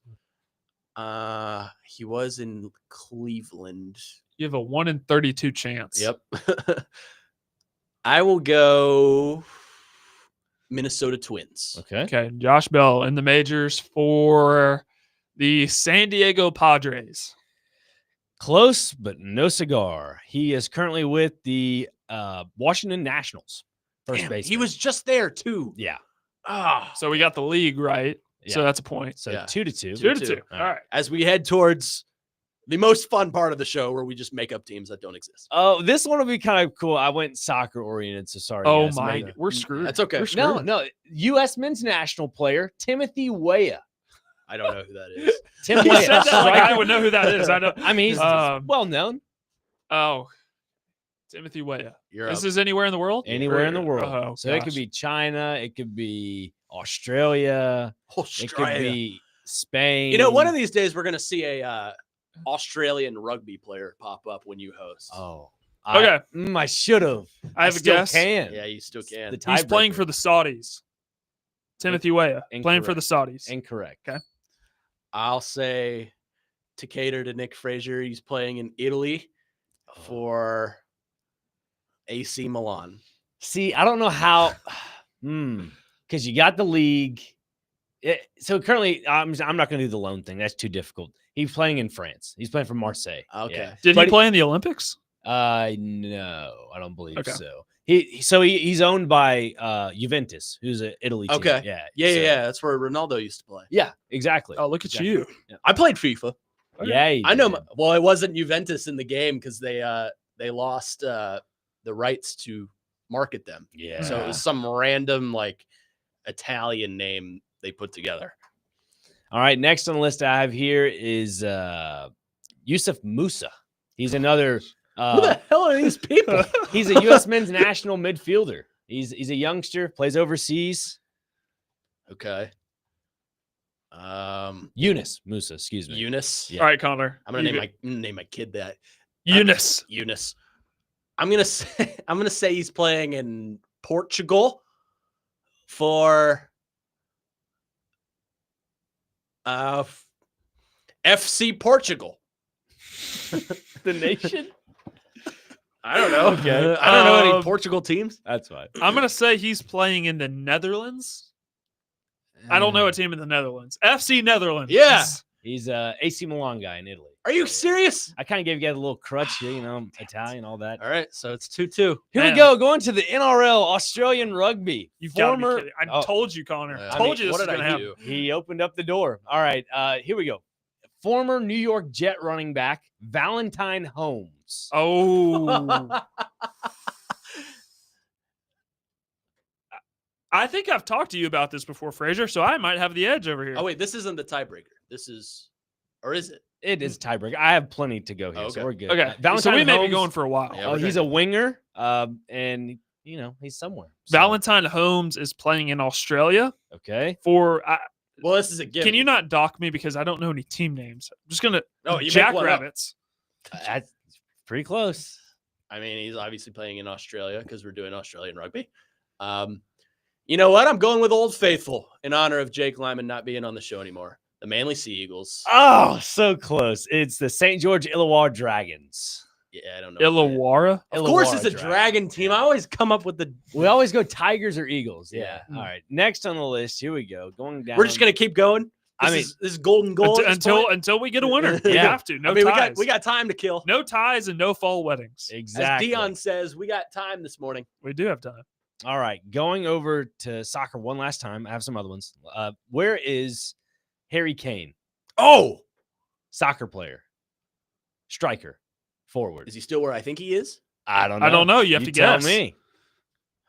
He's playing in the Premier League for Tottenham Hotspur. Okay. Harry Kane sounds like an Englishman. That's Pretty good. I don't know any teams in England. Oh gosh. I'm just gonna say he's playing for Great Britain. Great He Britain. plays for Bayern Munich in Germany. Oh, that was my next guess. Okay. I actually know that team. That's Brett I think we're Kern's gonna go team. back to over to the pond here in North America. Let's Please, go. please. I just had his name. Hey, you Ah, came I got prepared it. today. I got it. This is Here we go. college football Here we go. overtime rules. Yeah. We're in the 2-point Yeah, conversion we're in stage 7. now. Carlos Santana. Where is former Carlos baseball player. Santana? He's in North America somewhere. Yeah. Is he? Carlos Santana. 2019 All-Star, along with Josh Bell. 2024 Gold Glove Award winner. Is and this 2019 Silver Slugs. Is this North America or anywhere?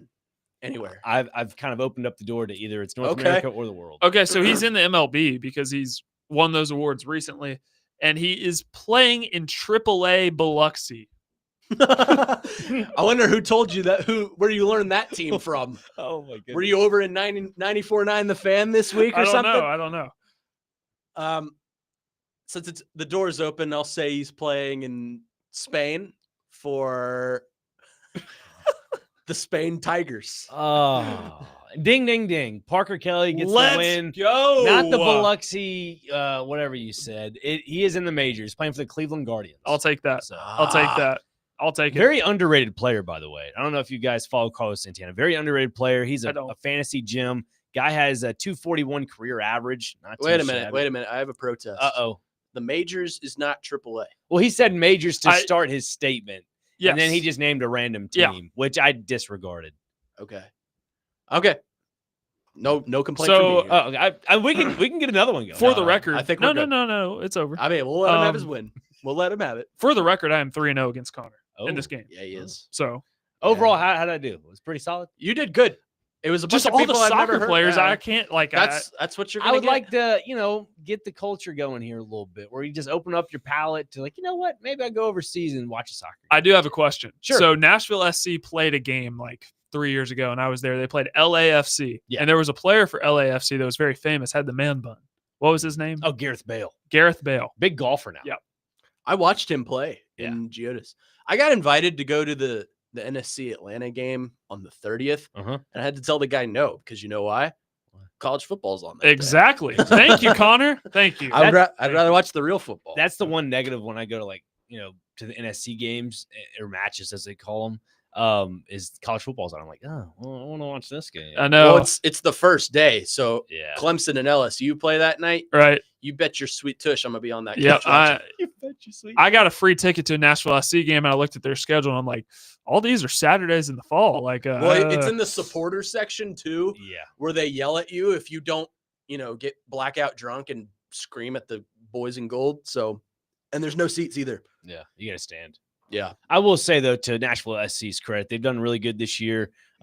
Just they're on a little bit of a losing lull because they lost to San Diego and now lost to St. Louis. But luckily, FC Cincinnati and a few other teams above them in the standings lost and dropped points. So Nashville's still in the race for the Supporter Shield, which is like the President's Trophy, best record in Major League Soccer. So like hockey. Yeah. So Yeah. they're still in the race for that. Then they also have the U.S. Open Cup coming up. I think near the end of August. I think that's the thing I don't understand about hockey most is, or soccer most is you have all these in-season tournaments and everyone is like, if Nashville SC wins this tournament, it'll be their first ever championship in the city of Nashville. And I'm like, isn't the MLS league the entire championship? Yeah, but the U.S. Open Cup is the oldest North American tournament that is, I guess, recognized in North America. That is. So like, it's one of those like trophies that you just kind of look at like, yeah, this is important.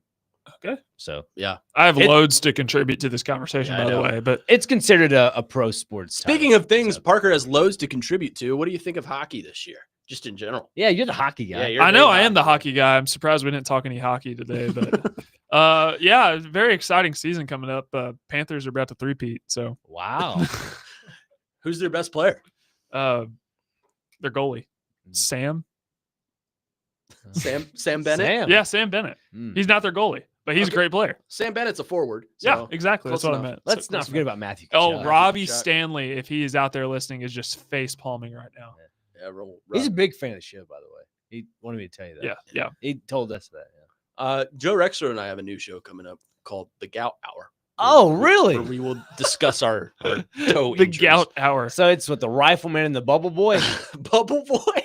Well, they were talking about Seinfeld, the Bubble Boy. Yeah, Bubble Boy. Yeah.